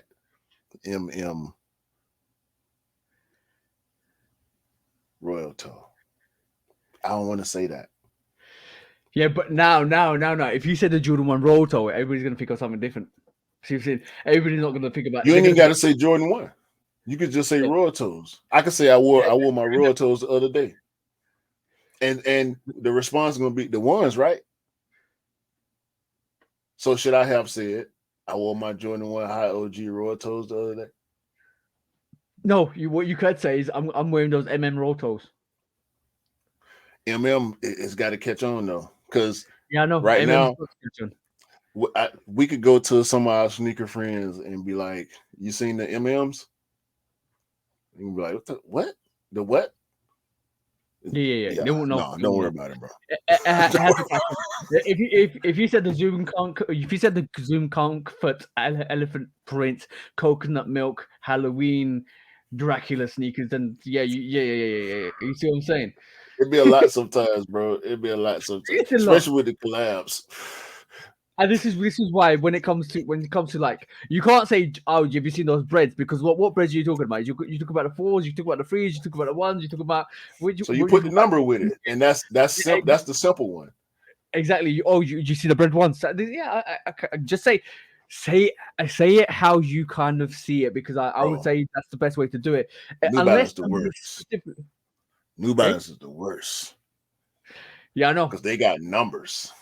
You gotta remember all these numbers and the version and the colorway and the collab.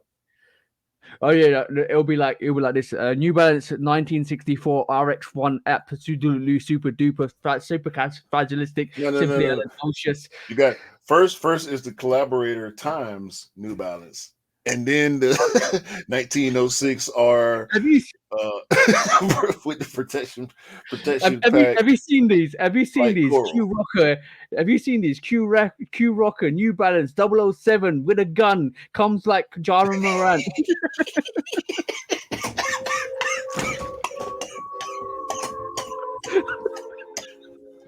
Yo, Nah, bro. It's the Loves Kicks Customs times Jordan brand Air Jordan 13 Forest Green London City Nights pack. You know what I'm saying? Like, it'd be too much yo, sometimes, bro. It'd be too oh, much, man. John Morant's Nick sneakers. John Morant's Nick sneaker name should be Rootin' Tootin'. Gang. The John Morant 2 gang. All right, stop playing, bro. Stop playing. The Nike, the money bag yo times Nike Ja 2 foul. Oh no! It should be the John Morant. Don't pull your phone out.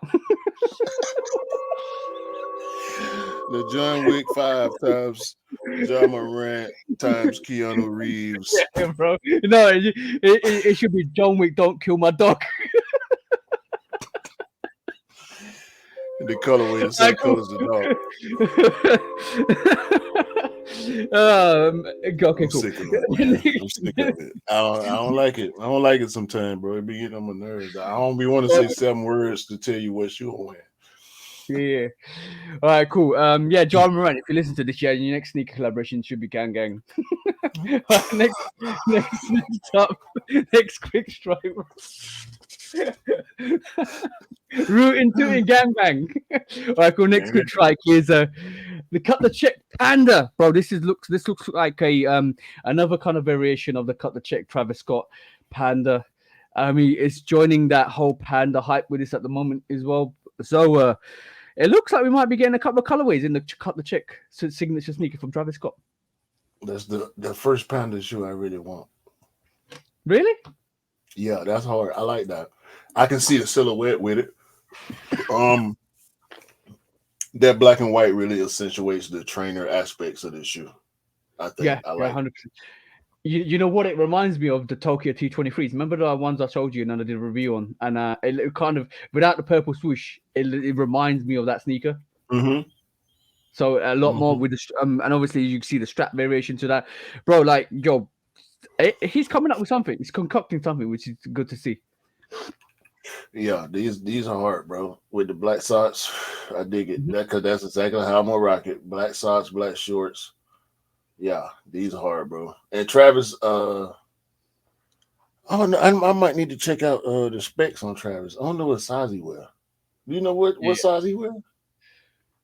I don't know. You might have to check that out, bro. We need to figure out what size Travis wear right here. I'm looking at him. It looked like why, bro? No, I'm saying from a just from an on foot perspective, he don't look like a small foot dude. And these look good. They look like a big size, and they really. I think.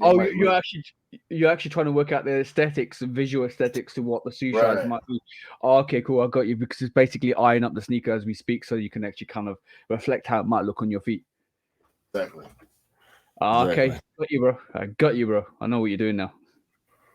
Yeah, I'm trying to. I don't know. I'm gonna have to do some research. Figure they pulling up shoe sizes. I want to know what size he wears. Well, I'll Google it in the background and we see what size it is. But that was kind of interesting to see. We might see a lot more colorways. When do you think this is actually going to drop? I have no clue, but I think it might drop next year, early next year. If I'm honest, might actually drop. We should get it now, bro. Like it's Travis a 10, so yeah, that's yeah, I like that. Yeah, so that's just UK 9 then. Yeah, straps. straps, loose laces, black socks. I'm with it. Mm-hmm. That's top two. Next quick strike quickly going on. This is the last couple of quick strike from me. I know you got a couple as well. The new Jordan 1 colorway, which is room to be limited to 5,000 pairs. I didn't realize this until I got to the podcast. That's absolutely ridiculous. Why is this limited to 5,000 pairs? And this is not even a good colorway, in my opinion, bro. I had a look at it the other day, and this is the light olive. I had a look at it the other day, and it's really ironic that they're actually limiting this pair to 5,000, which is going to be absolutely hype beast mode out now because of the limitation to the sneaker. But bro, like I want to love it because of the orange and green and white and the sail white as well. But I just it's like maybe it needs to grow on me, but I don't think this is it. I understand because initially, in like the first 10 seconds of looking at this, I felt the same way. But yeah, I'm liking it. The more I'm looking at it, the more I'm liking it. It looks premium. It does look premium, and this is why it's limited to 5,000 pairs. What do you think on the angle on that? Is basically bring some hype back to the Jordan 1? Yeah, 100%. Yeah, okay. This is a hype play. Yeah, 100%. And it's a hype play. It may not work, but we gonna go crazy. I'm gonna go for him. I think for from the sneaker angle, it's a hype sneaker, which everybody's going to rotate to, but it's not going to do much for the actual regular market with the GRs because I think they're still going to sit around. And like I think a lot of people being more selective in going for the hyper sneakers because obviously they want to spend their money on stuff that's more limited than the stuff that's actually sitting. And I think people like us will just basically pick up sneakers for sale. That's what's happening at this moment in time, and a lot of people are creating their actual rotation, which is good. But like I didn't realize, I really didn't realize until I actually kind of read the comment and that these were limited to 5,000 pairs. I want these. I could do some damage with these. Yeah. Yeah. I like these. I'm on these. Right. The 5,000 thing, hopefully it's not true. If it is 5,000 limitation, let's wait to see what the attachment is or what the reason is. It might be, It's got to be some type of attachment or some type of meaning behind 5,000. Can I say one thing? Maybe it's just me, but all right, cool. No. I was thinking maybe it's a Travis collaboration, but I can't see the reverse swoosh on the actual lateral side. So right. maybe that's not true. But no, yeah, it's not, because you can see from the back, you can see that the swoosh is there in the regular way. Yeah, exactly. So so maybe that's not true. You can see the white wings. It looked like the wings might be stitched too. Yeah, it's crazy. Like I still I'm indifferent with it, but I still don't like them. But if they do come out, I will definitely go for you anyway. So that's fine because we're the same shoe size. But look, bro, it's interesting to see that they're actually super limited. Yeah, it looks like it's got leather guts as well. Might have leather guts. Yeah. Unfinished tongue, leather guts, aged tongue, aged midsole. Yeah, I'm with it. Yeah. But yeah, that was interesting to see. But yeah, 5,000 pairs. Good luck with anybody that's trying to cop that if that's true. That's hard, bro. I like it, bro. Shall we look at the Amaminia situation now in terms of the retraction? First of all, it was limited. It was a repeat of the blue pair, 2,300 pairs. I wasn't aware that they were limited because in the initial Discord post from Ama Manier, maybe I missed something, or maybe they didn't put the 2,300 number in the post, put it like that. So okay. I assumed I was wrong. I assumed that it was a general release and that we would see a Nike release, but I don't think so. This was limited to 2,300 pairs, just like the blue pair was. So It's over. You didn't get them, it's over. As far as retail is concerned, Ama Manier caught, I want to say, close to 300 or 400 bot orders. Oh, Yeah, they canceled posts like they always do on IG after the release. They put out how many bots they caught. I'm talking about the orders that they canceled range from high 30s to low teens. Like bots trying to order 37 pairs, 35 pair, 25 pair. Like they cutting it out. They spending the money. They cutting it out. James Whitner flexed on Complex, and they showing Yeah. improvement, bro.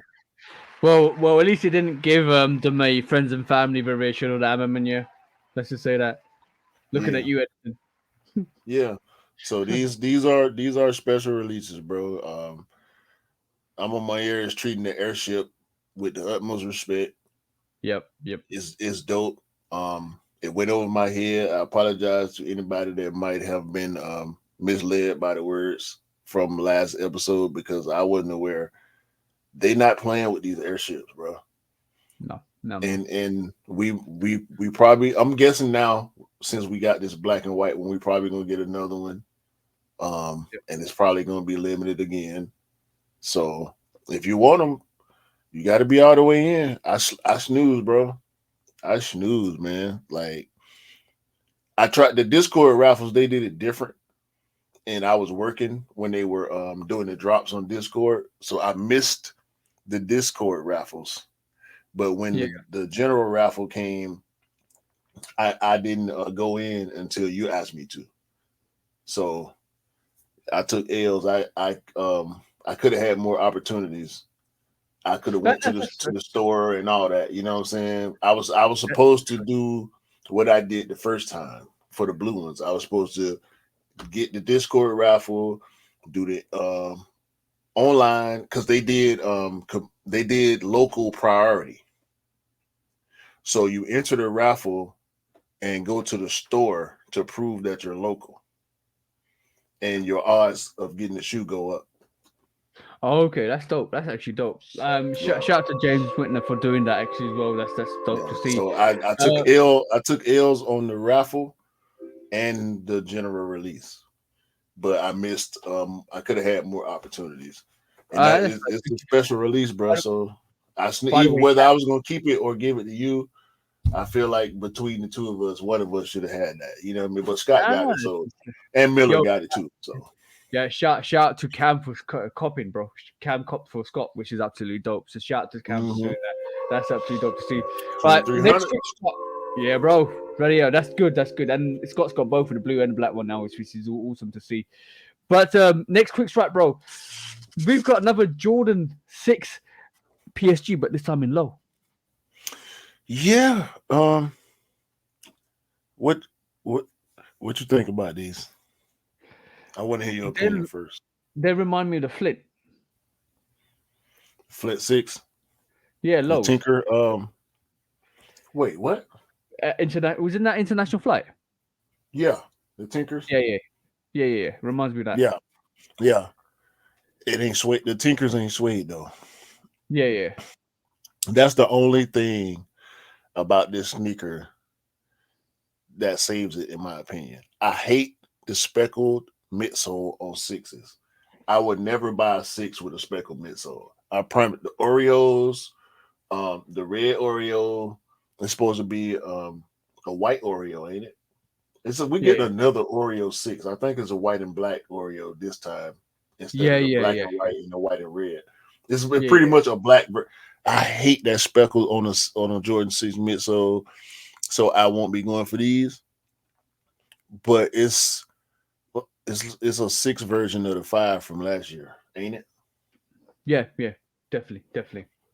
That grayish beige. That's the color beige. I ain't said Beige. beige in a long time because I've been saying sail and cream and tan. Yeah. Beige Beige. and gray. Beige and grey. Instead of last year beige and black. Yeah. The tag on the back is dope. I like the gray with the beige, but that midsole is a no for me. So I'm gonna chill on PSG this year, man. I hate to do it. I done bought every PSG retro outside of the ones in the past few years, but I'm gonna chill on this one, bro. That suede I look don't. fire. Yeah, I don't do lows anyway. So the PSG lows that came out, I haven't got them. So I won't be going for this six either.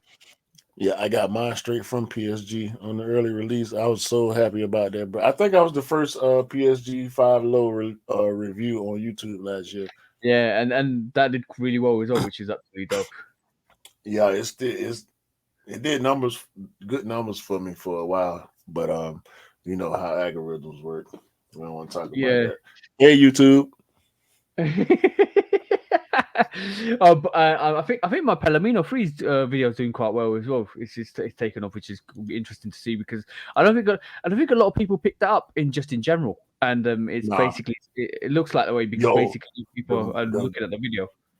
the OG Black Toe. Yeah,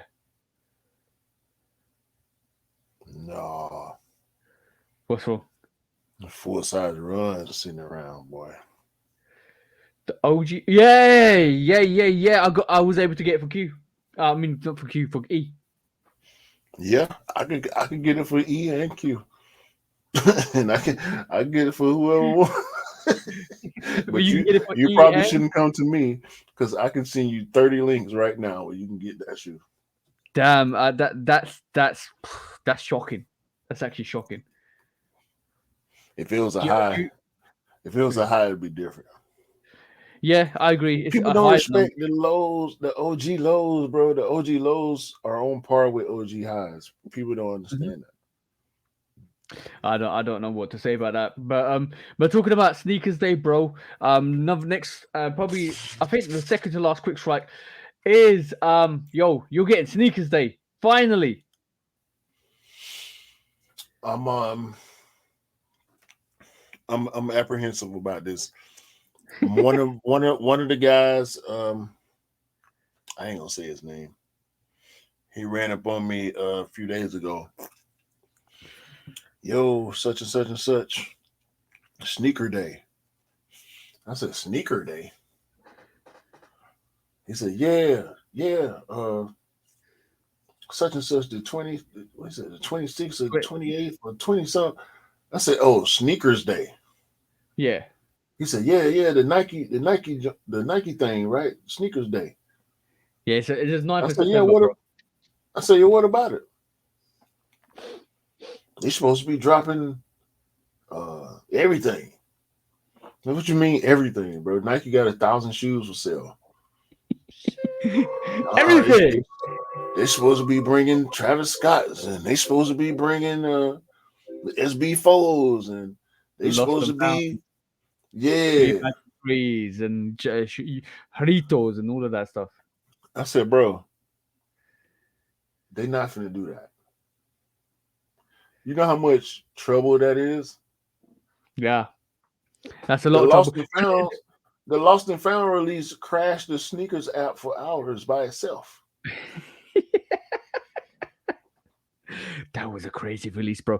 By the way, there's a lot of couple of things that's happening on one day before my birthday, which is the 8th of August. I'm basically going to there's basically going to be exclusive access in the UK for the Lost and Found. So a lot of people might get the exclusive access for the people that missed out originally. So let's just see what happens with that because they keep doing that. Sneakers Days now confirmed for the 9th of September, which is globally, which is going to be in everybody in the UK, UK, EU, US, everywhere is going to get that actual sneakers release, and it does look like What's there's say some the heat date again? coming. Hey, Say the date again. 9th of September, guys. 9th of September is the day you need to worry about. And then there is rumors that a lot of heat's gonna come back up, but I can see it happening because I don't think I can see it happening as exclusive access and stuff like that, and some lives, and you get some exclusive access through lives. But I can't see it happening as general release, and I can see it happening because it's the first time the US are getting Sneakers Day because they want to make it special.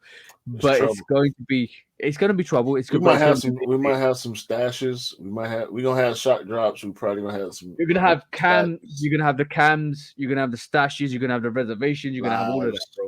Yeah, Yeah, everything. They probably gonna do everything in one day. They're gonna do. We know they're gonna do lives. yep, Um, yep. which We're gonna have shot drops during lives. We may have other shot drops around the 9th, before Yeah, and after, maybe. Well, I'm thinking probably more before than after. But they're gonna try it. They're gonna try it, but they're not gonna go with conventional releases throughout the day with the type of stuff that's rumored to be releasing. It's gonna be too much, dog. They're gonna end yeah, up hurting themselves if they try to drop a bunch of heat. And we talking about this, and I'm trying not to juice myself up because I still want the SB4s for retail. yeah. So I'm just gonna go with what's been happening for the past few years, and I'm gonna just say it's gonna be trash. Yo, bro. Let's just hope it's not gonna be like the variation that we got when we got tattooed silhouettes of Jordan, like a Harachi and a Jordan 1 Low, which Yeah, was absolutely awful with the elephant print and what yeah. with the animal print, and then all of a sudden they actually dropped the lightning falls, Hmm. and then basically it was so hard to get, and like it was ridiculous, and we had like 3 or 4 lives Yeah, constantly to kind of engage. Oh, yo, bro, that was a waste of a whole day, bro. bro. Let's do this. Let's do this. Cause we get them. We give them all the best ideas that they don't listen to, right? Yeah, yeah, Events. Cause y'all get events. Y'all been having events as long as y'all been able to, outside of COVID, right? yeah. Last year y'all had an event. You was there. I saw it. It was dope. Dope event.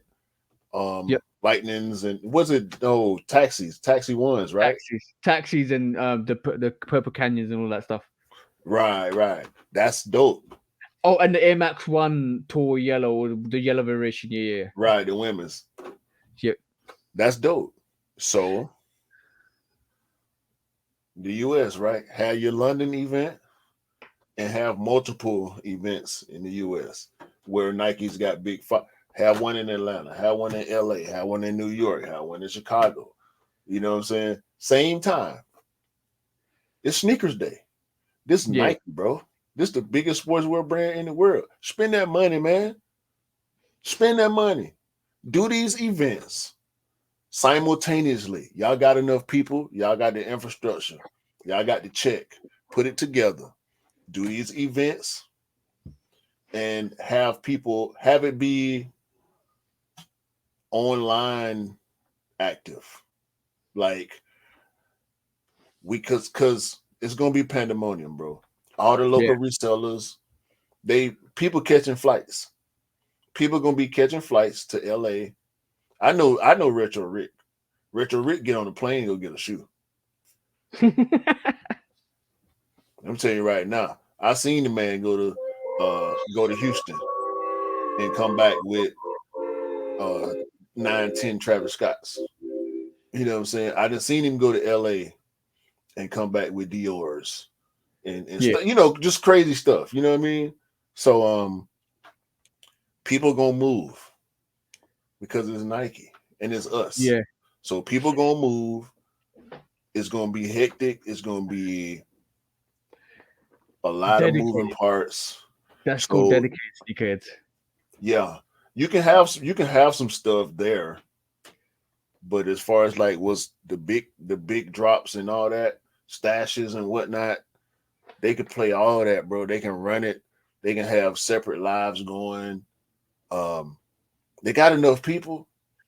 Hmm. They got people over there when they do the lives. The one guy, I can't remember his name, that's in London. He always on the lives. They got three people over there. It's the Will one. Stowe. You mean Will Stowe? Yeah. Is that right? Him, Yeah. and then Yeah. there's the chick that's over there. That's under contract with Nike. They got people in the U.S. Bro.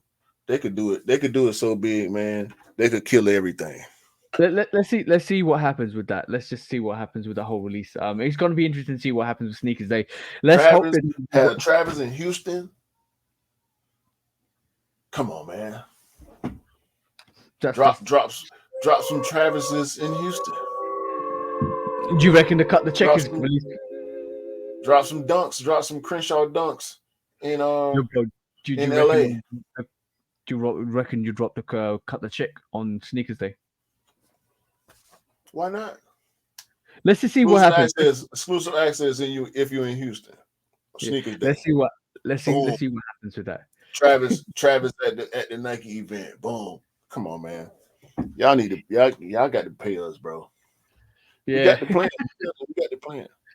We can set you up for life. Next quick strike, quickly. We're just going to look at the best silhouettes outside Jordan 1. Let's pick one or two. The silhouettes outside of the 1 to 14 range. So basically, let's not look at the 1 to 14. Let's go straight over. I got you right here. There you go. Let's go straight over to 15 to 23. So, I'll be pressing the wrong buttons. I'm gonna say go back to the charts. Let me have a look at these silhouettes. I'm gonna say I do like the actual 16. That looks quite dope with the shroud on it, because you can take the shroud off. Have you ever seen better without the shroud to me? It looks better. Yeah, it looks better without the shroud. Have you seen the Jordan 16 in hand? Yeah. Yeah. Some people when some people don't realize, or some people don't see. I haven't seen some of these silhouettes outside of just pictures. That's what I'm saying. Bro, the bread 16 is a GOAT sneaker, just like their bread 23. Yep. Just like the black and royal 18. They need all the 17s hard. Yeah, the 17s are hard as well. The high variations of 17s are hard. I do like the 18s as well. So I think they bring something different. But the 22s, I want that red suede 22, bro. Yo, that's a grill. Yeah, I ain't gonna say grill. It's low level grill. I say low level grill. It's a dope sneaker. So I had a pair of the black and red 23s. I love that shoe. I miss that shoe. I want that shoe to come back. 16s, trophy room 16s. What's the bread 16s? There was another 16. I can't remember what it is right now. Yeah, I'm going 23. I'm going 16, and then I'm going 17. I like 17. 18 super clean. I just wish you could. I'm going 17 third. 23, 16, 17. So I'm going 22, 16, and 17. 22, 16, 17. Yeah. No dope choices. There's still really good silhouettes outside of the Jordan 1 to 14 range. I even a 15's a dope sneaker, if I'm honest. But when they bring it back, it always the 21 too. I don't like 15s. They look better on court than they. But you know that lip on the actual collar of that actual sneaker is all about Jordan's tongue. Yeah. But it's ugly still. So that was a quick strike. That was a quick strike. Don't sleep on Jordan 21. If they come back, they're gonna raise the price, and that's not cool. Yeah, I want to see what they do with the 17s. I think they're gonna start to venture out from the 1 to 14 range, because I feel there's still some semi hype outside of that range. You want the briefcase?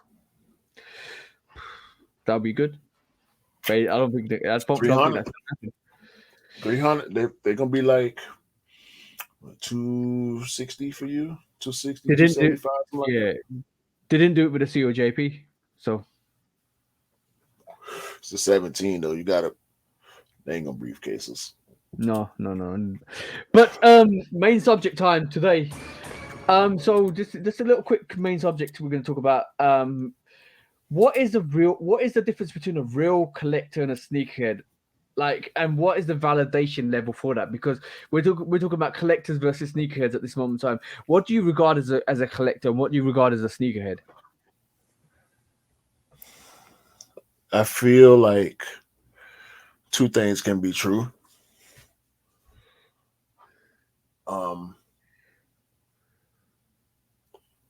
Collectors are specific, category specific. Yeah. Sneakerhead is a sneakerhead. It's about sneakers. Is it also about wearing your sneakers as well? Yes, as a sneakerhead, yes, 100%, 100%. Which is why I feel like two things can be true because people buy sneakers that they know they can't wear as a Yeah. sneakerhead, but that then makes you a collector to have pieces in your collection that you cannot wear. So what if majority of my collection or majority of my rotation was wearable and I wore them, but there's two three pieces that I just collect for collection in terms of they're so old that you don't want to wear them because of collapse. Right. That's what I'm speaking on. That makes you a collector then. Maybe on a small scale. Yeah, Like the reason I consider myself a collector is because voila, yeah, I'm not taking none of my pops out the box. yeah. All my pops Funko stay in the Pop. box. Some I have taken out, but I put them right back in, Yeah, yeah, and I put them on display. For who? For me and for y'all. You know what I'm saying? I do videos. If I didn't do videos, I would probably still have all these pops. And ain't too many. Like we ain't throwing parties all the time. We ain't entertaining all the time. So people that know me, my personal uh family, my collective, they all have seen, just like I'm sure yours have, and other people that participate in the hobbies of collecting and the sneaker game. You know what I'm saying? You want to show. It's all yeah, to be fresh. For me, it's all to be fresh. But we peacocking, bro. It's 100% peacocking. So being a sneakerhead, you want people to see you fresh. You want other sneakerheads to recognize your collection. You know what I'm yeah, saying? We do that. It's a part of the game. We know we do that. We don't have to talk about it. Because when we see each other, when we meet each other, we do a podcast. yeah, We show our stuff. We talk about our stuff. We talk about other people and what they got, and we have our partners. We had guests on, and they want to talk about their stuff, and we're gonna applaud them for theirs and their stories and how they got it. And I got this for the low, and I got a deal on that. And I remember when I was in line here and there. That's sneakerhead stuff. yeah. The collector stuff, it's another game, but you can be both. I think my mom came to around a couple of weeks back and she saw my room. She was really shocked or amazed at how many sneakers I have in my rooms in the room. She was like, "Wow!" So what are you gonna do with all of them? I said, "Wear them." My mama asked me the same thing, bro. I got a cousin, my mom's cousin. She like 60, 70, something like that. I can't post nothing, bro. Because my Instagram is linked to my Facebook. So when I post on IG, it go to Facebook and she in my comments. And she always talking about Michael Jordan need to pay you as much as you post pictures of his shoes and that. Like you don't understand. This is a whole world in the world that we live in. You know what I'm saying? Yeah, When people don't get it, they don't get what. If you know, you know. yeah, We do this. Like this is we enjoy this. You know what I'm saying? I don't expect you to understand. This wasn't a thing when you were outside like that. You know what I'm saying? yeah, She ain't outside. I know she's not outside. She on Facebook. So she yeah, see what I post. You ain't outside with me when I'm around other sneakerheads, when I'm in line. You don't know nothing about the resale culture. You don't understand the value, the nostalgia, the market. It's a lot that go with it. And if you outside, you outside. If you in, you in. Whether you're a sneakerhead or a collector. Now, as a sneakerhead, sneaker collectors irk me a little bit. how comes? I don't think collectors should buy new. What makes you say that? Don't buy no 2019 bread and don't wear it. Okay, so you want them to collect older pairs, like older Yeah, sneakers. buy the stuff Jordan, but do memorabilia. That's what Yeah. collecting is memorabilia. I'm Hmm. not ain't none of my sneakers memorabilia. They going on the ground. They going outside. At this point, I wouldn't pay if I had it. I wouldn't pay $500,000 for no game worn Michael Jordan sneaker that I can't wear. I want to wear that joint. Yeah, so that makes that's probably the defining role between like a collector and a sneaker. Sneakers want to really wear their stuff. Collectors want to really kind of collect and just admire the beauty, like perfection and beauty of a sneaker. So they'll go for like rarer sneakers and they'll go for like sneakers that actually mean a lot more. Which is basically like they're not. This is why you just basically said don't buy newer stuff because like maybe they will go for the lost and founds because lost and founds has got interesting story, but that's like a they will get that pair, just leave them there to kind of admire from afar because it is just like Yeah, wear yeah, your stuff, man. yeah, definitely. But like, what's the from that perspective then? What's the classification of how long do you have to be collecting to really be called a collector? I think it's intent. Intent matters when it Okay, comes to that the intention of collecting rather than collecting, because you got to because start somewhere. because the only reason why I asked this is because I noticed this post and this is on Complex or this was on Nice Kick, sorry, and this lady was actually posting what she says she got sneakers she copped in that year, but she bless you, I took pictures of for my Jordan year and how it turned out. So basically, she's got a lot of obviously she's got a lot of hype in there, a lot of heat in there, some like older sneakers in there, but this is probably sneakers that she's gone and picked up over the last a year or so. So she's basically gone back in time and picked up so like exactly what we just said, the intention of picking up sneakers. Yeah, Some of them are old, some of them are hype, some of them are unique, some of them are different. And as you can see, she's also got the top three in there as well under later tries as well. It's something like you know what I'm Travis, saying. She's but she got some Travis, 11 lows in there. She and got the I think metallic, the purple metallic fours in there. and So, this is prime the gatekeeping tie dye, 101. the women's tie dye ones in there. Yeah, she's got SB4s in there as well. So she spent a whole year trying to pick up sneakers she actually wanted, right? So this looks like this is a year of picking up sneakers. And gatekeeping 101 is the first comment on that actual thing is if she was a real collector, she would have sneakers from years ago. All I see is sneakers that come out this year, and I'm pretty No, disappointed with the comment because I don't I don't Autumn sneakers did not come out in the same year. Um, exactly this is but as it's your journey. yeah If you yeah. want to go to hype route, see now we moving into a hype beast conversation Yeah, that's because gatekeeping 101, bro. 100%. Like yeah, I see if she might got it like that to yeah. be. I mean, she got some expensive stuff in there, and if she didn't get it for retail, we know what the move is.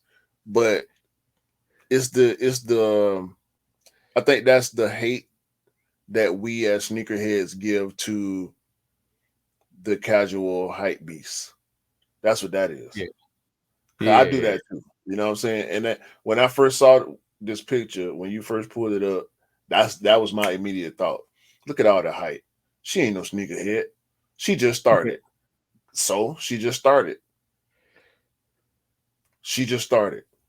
Let's Yeah, see her exactly. collection in 5 years before we judge her. But are we gonna wait that long? Nope, because we gonna react to the moment and we gonna do our sneakerhead thing because we snob too.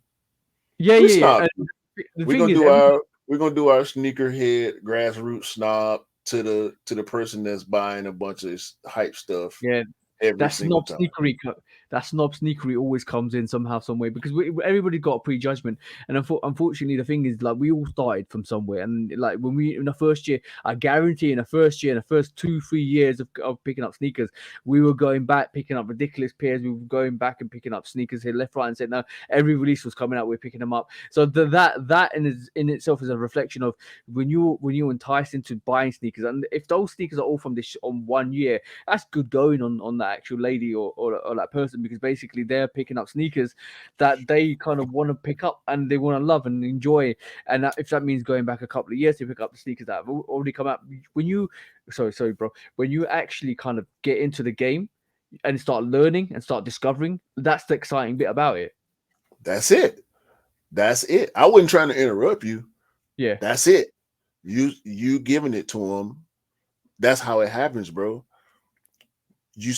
Listen. The first sneaker in my collection, my current collection, because before I didn't have a collection. I just had sneakers. I would buy sneakers that I thought was cool. I didn't have an accumulation of 10 or 20 or 15. I wasn't taking care of them like I do now. But I had shoes. You know, it was shoes. A shoe is a shoe. It's a utility, right? It's a utility thing. You need coverage on your feet. But the first shoe in my current collection was Patrick Ewing. Yeah.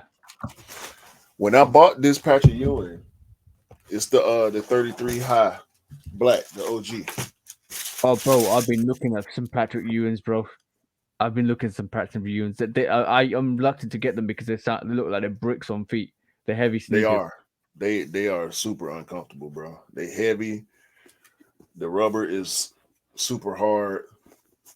The leather thick. It's not bad leather. It's just real thick. These tanks, bro. These like some wintertime. It's bootish. It's real bootish.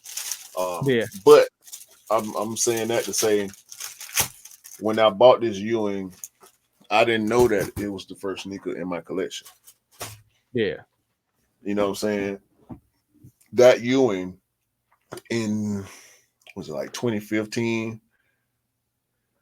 I took care of that shoe. You know what I'm saying? I didn't wear it every day. Yeah. You didn't beat it up pretty much. Look at it. It's yellowing. Yeah. But it's not beat up. It's beaten after really well.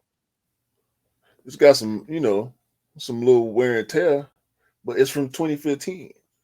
You know what I'm saying? Bro, I love the tongue on the Patrick Ewing, bro. That fan tongue looks absolutely dope, bro. It's a tank, bro. It's a tank. Look at this padding, dog. That's crazy. But Ewing 33 high for the audio. But no, bro, I'm saying that to say, when I bought that Tinker 8, for a while I said that was the first shoe in my collection. It's not. It's that Ewing. Yeah. It was 3 years apart. And it wasn't until that Tinker 8 where I decided that I'm about to try to build a collection. You know what I'm saying? Yeah. That's where I started. And I went back and I got my black metallic 5s and I got he got game 13s and stuff that I missed. We pay resale sometimes. I got UNC Shy highs, you know what I'm saying? Went back and got them. I went back and got Dion's. But that's my journey.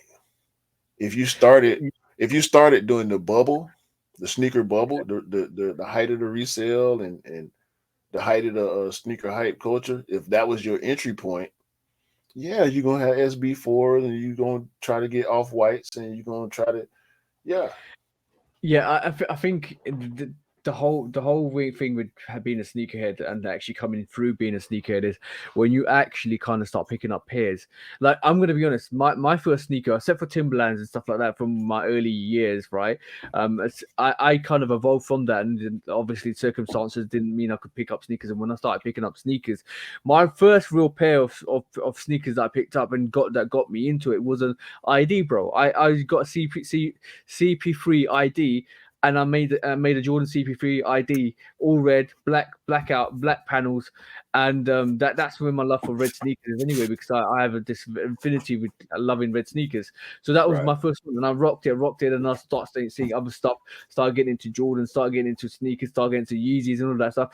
And you know what? It's a path for discovery with sneakers, and there's a rite of passage as well, because basically it's almost like you have to go through it to realize what you like, and then you have to, and even then you still keep discovering what you like, because unfortunately what happens is, like, I didn't know I was going to love Air Trainers, like Air Trainer ones, until like a couple of years, and that's me fully swinging into like Jordans and Yeezys and stuff like that. Air Trainer ones came along, Airships came along, like all of these.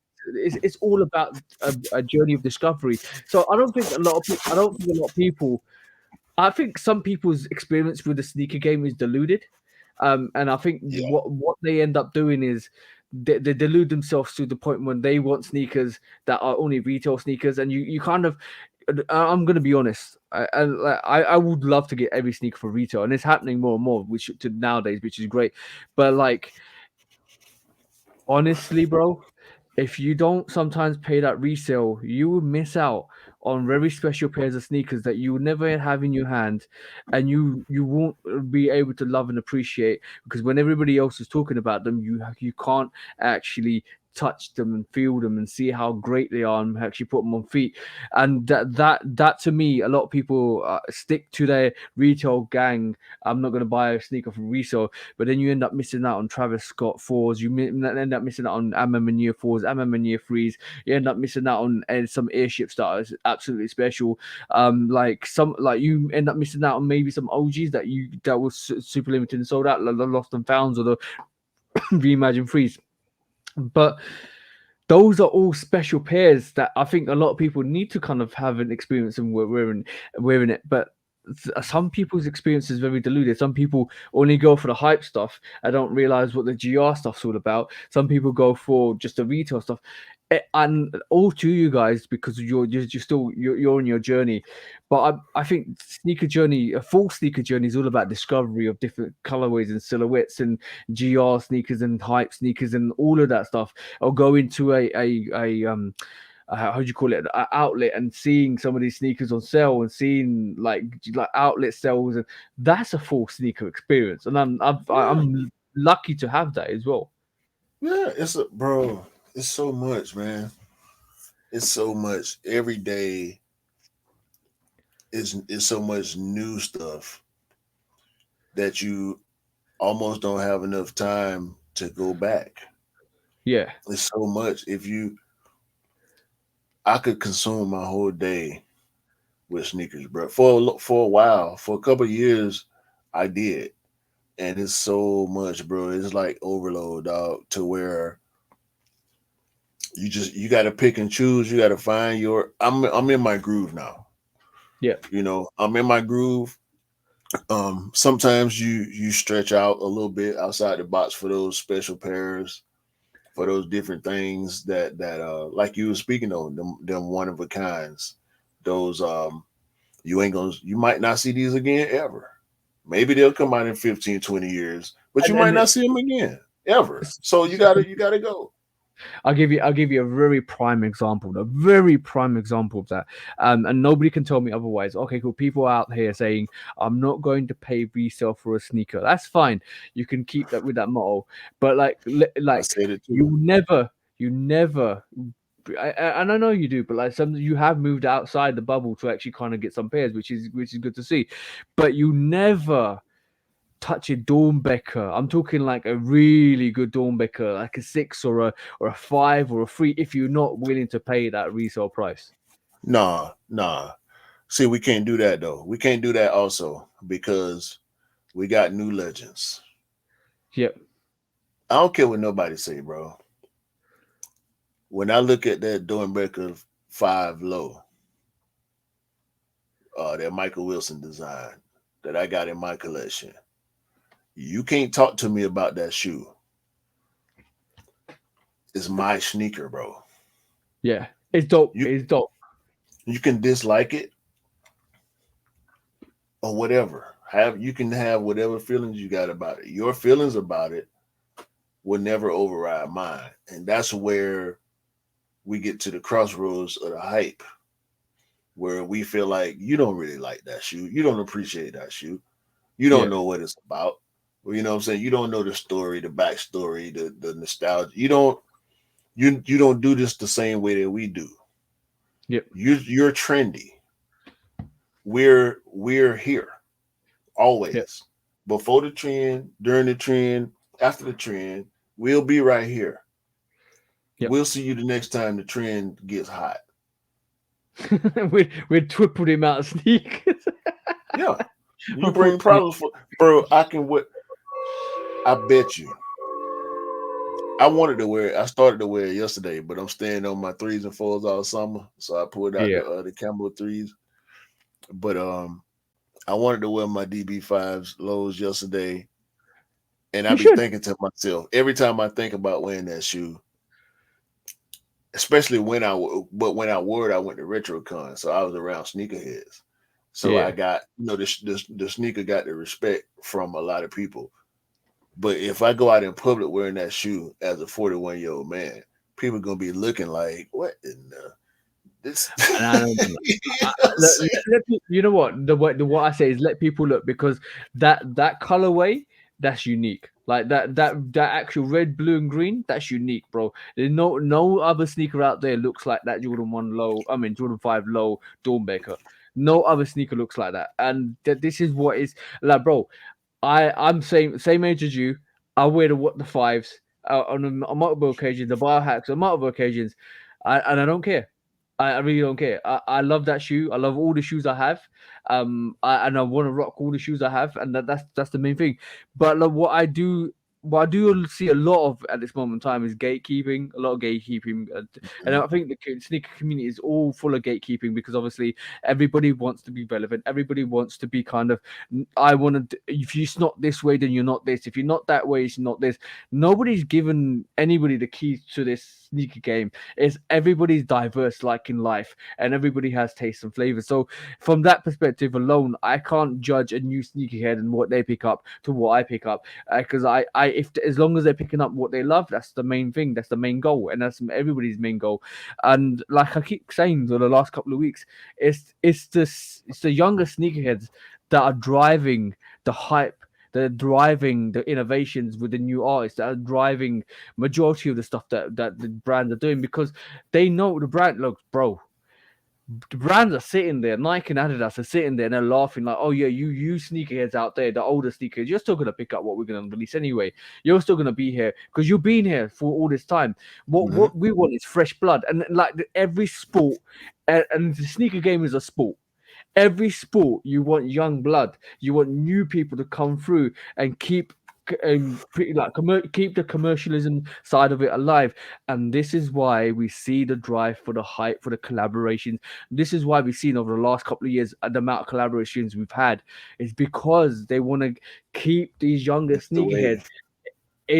in the wave continuously, so they get used to picking up sneakers like the older sneakers, because the older sneakers still want this stuff. Yeah. We still want this stuff, bro.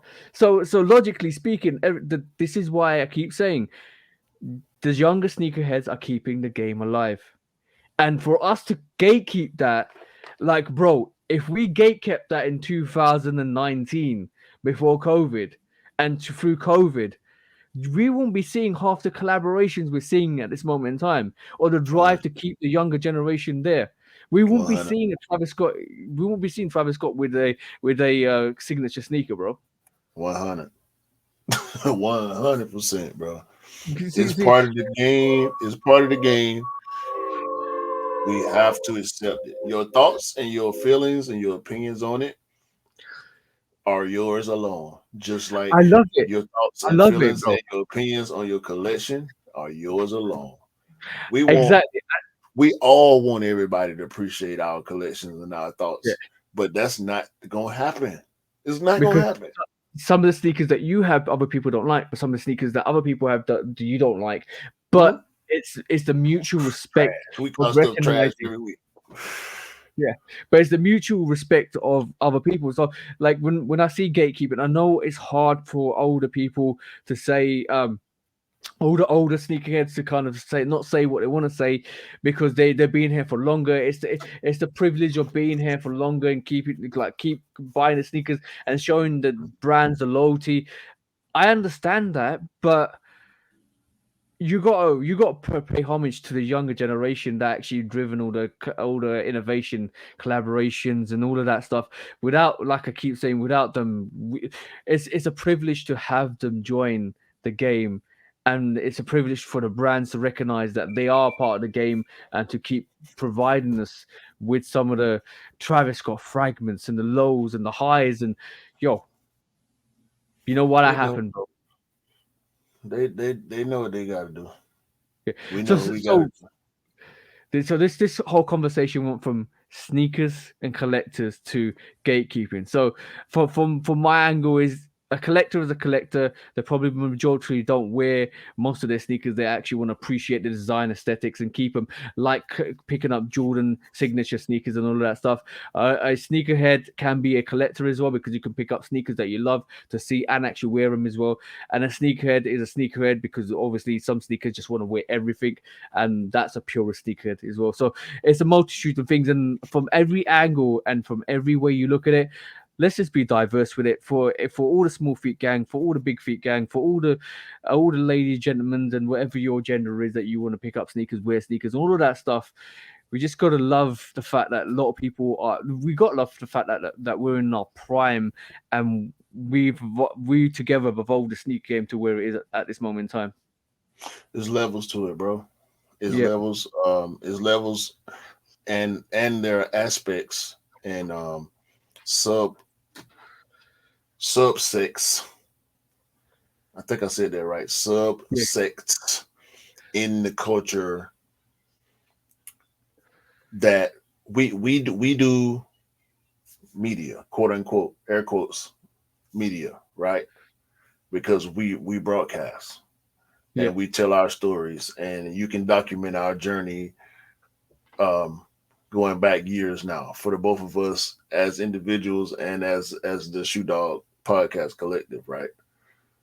So we have a virtual journey that people can follow, and they they're on this journey with us. Those that we know, those that we communicate with, um, and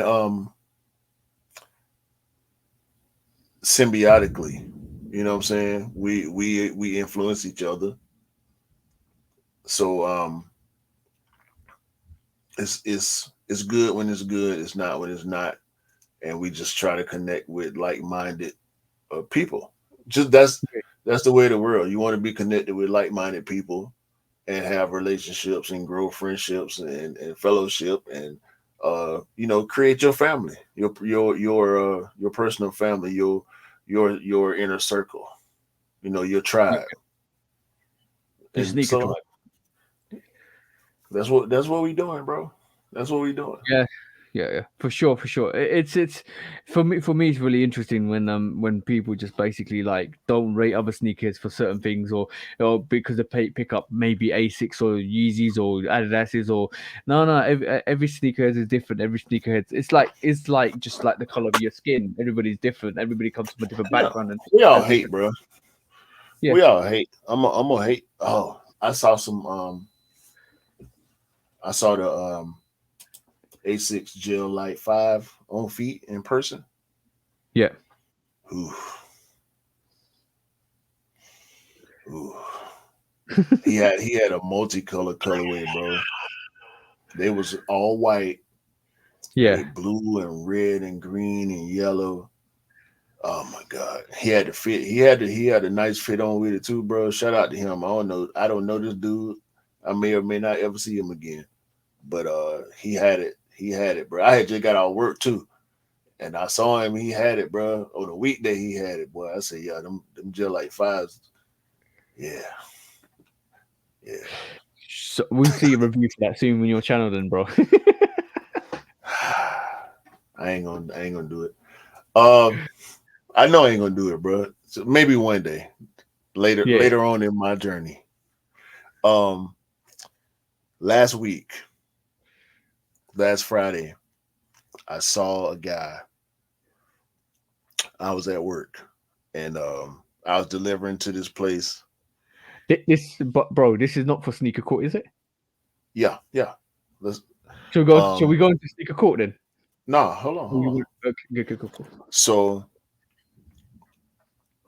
he had on this a restaurant, a pub, like a dive bar type of place, dingy, low Yeah, light, you know, you go there to get drunk. They got food too. Shout out to Steph okay. too. I don't mean to disrespect the cooks or nothing, but it's a dive bar pub type of place. And Yeah, yeah. actually it's called Johnny McCracken's Firehouse. So it's an Irish pub. So I see the bartender and I've seen him for a while now. I go there every week, so I see him all the time.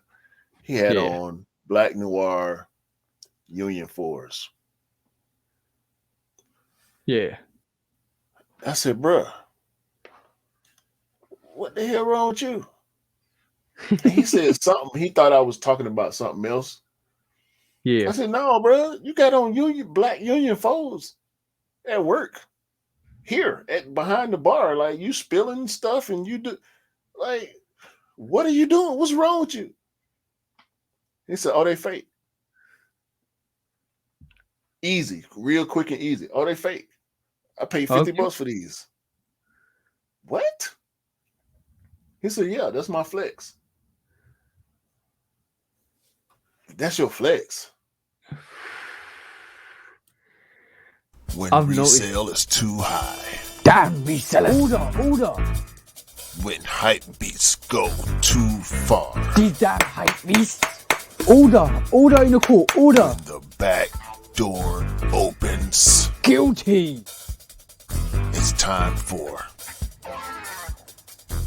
Order in the court. the sneaker court of public Guilty. opinion.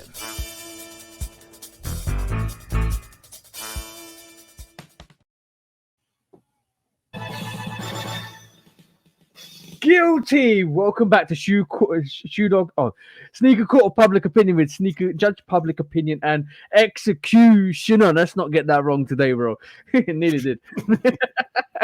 So, bro, this is a conversation that's been doing the circles for a little while because it does definitely seem like UAs are becoming more common. The more everybody's accepting that these are UAs and they don't care. Bruh, he told me he got all 4 colorways of the unions. You serious? 50 All bucks a 4 piece. UAs. He was ready to talk about it. He dove head first into the conversation about the fact that he has hype reps and real GRs. And I'm not talking about retro GRs. He told me he loves Air Max 90s. Yeah. So he has several real pairs of Air Max 90s. That's not a flex, bro. They Yeah. don't fake Air Max 90s. They don't. Maybe they did years ago, Yeah. but right now, these UA and rep people are not faking Air Max 90s. So you can have all the Air Max 90s you want. Air Max 90s are going on sale on a regular basis outside of a few special pairs, the Bacons and stuff like that. But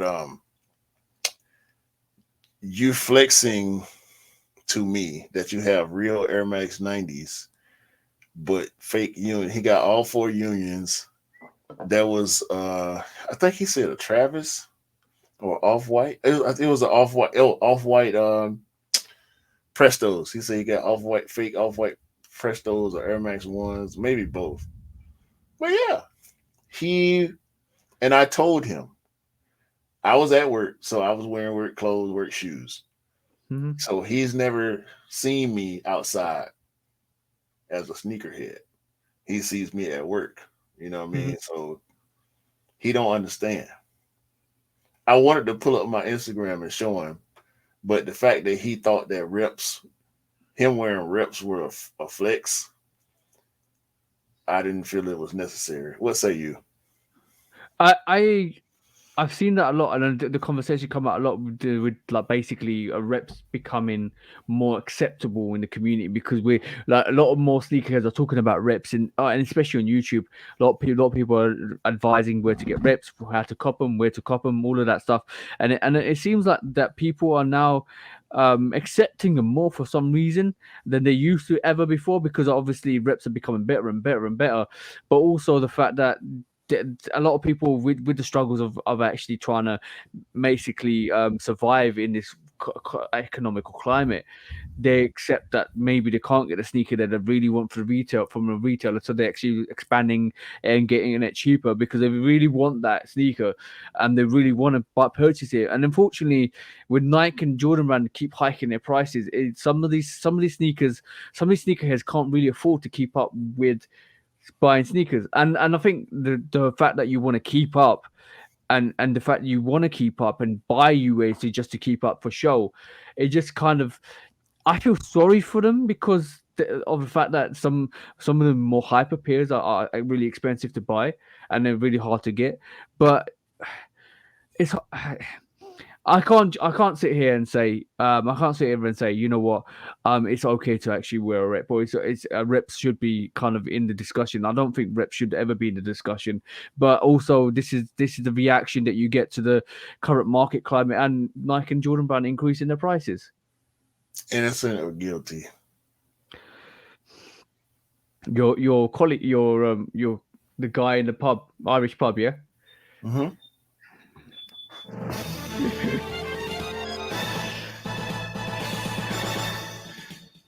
Guilty, but you know what? I do feel sorry for him. I do feel sorry for him. Like, it's not flex. It's not a flex to where you wait. You're guilty. You're guilty of saying that. But for you to wear flex, for you to kind of wear UAs, you can do whatever you want to do. But don't say to a guy that a sneakerhead that it's a flex to wear UAs. It's not a flex to wear UAs. It's kind of especially when we look down on people that wear UAs. I'm glad he actually told you it's a UA, and I'm glad. Yeah.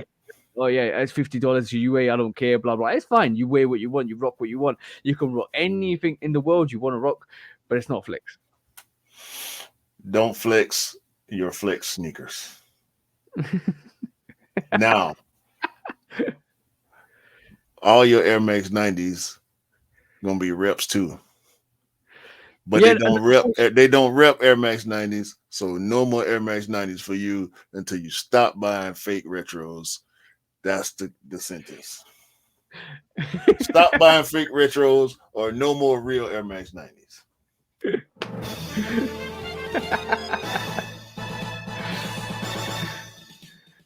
Exactly what Q said. Yeah, I might tell him that Friday too. Oh no, I might not. When resale is too high. Damn resellers. Order. When hype beats go too far. These damn hype beasts. Order in the court. Order. When the back door opens. Guilty. It's time for Order in the court. The sneaker court of public Guilty. opinion.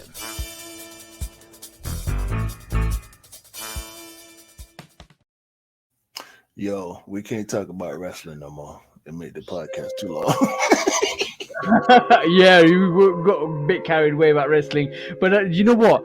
What people fail to realize is we have a lot of passion for a lot of other subjects that we kind of just don't kind of say on this podcast, like from sports to wrestling. We're just normal human beings that actually just love a lot of things, and unfortunately, our passion kind of drives this podcast, and it ends up being like 2 hours and 30 minutes long. And I know it's half an hour longer than it's supposed to be, but you know what? We still had fun. That's the main thing. Yeah. It's cool, man. I hope everybody appreciates the variety in the conversations that we've been bringing recently with the pod the last couple of months. We like a lot of stuff, bro. We're gonna talk about it. Yeah. And we hope that we know some of y'all. We know the bros, but yeah, it's I like it, bro. We're gonna keep doing it. We're gonna keep bringing variety at the beginning, and we're gonna have sneakers for the rest of the pod every time. Just for y'all, I'm breaking the fourth wall. I'll be on you about breaking the fourth wall, but I feel like that's necessary for let the audience know moving forward. You know what we doing, and hopefully y'all keep rocking with us because we appreciate all y'all. Yeah, definitely. Me and Q definitely appreciate all the love and support that you show us. We're about to hit 600 downloads on the audio channels, which is great because we just hit 500 a couple of weeks back. So it's kind of growing, which is great. We love this. We're gonna keep doing this. And whatever Q said at the start of the podcast or when we first started was we're gonna rock this until the wheels come off, or we don't feel like doing it anymore. And then we're about 78 episodes in with 22 episodes from 100.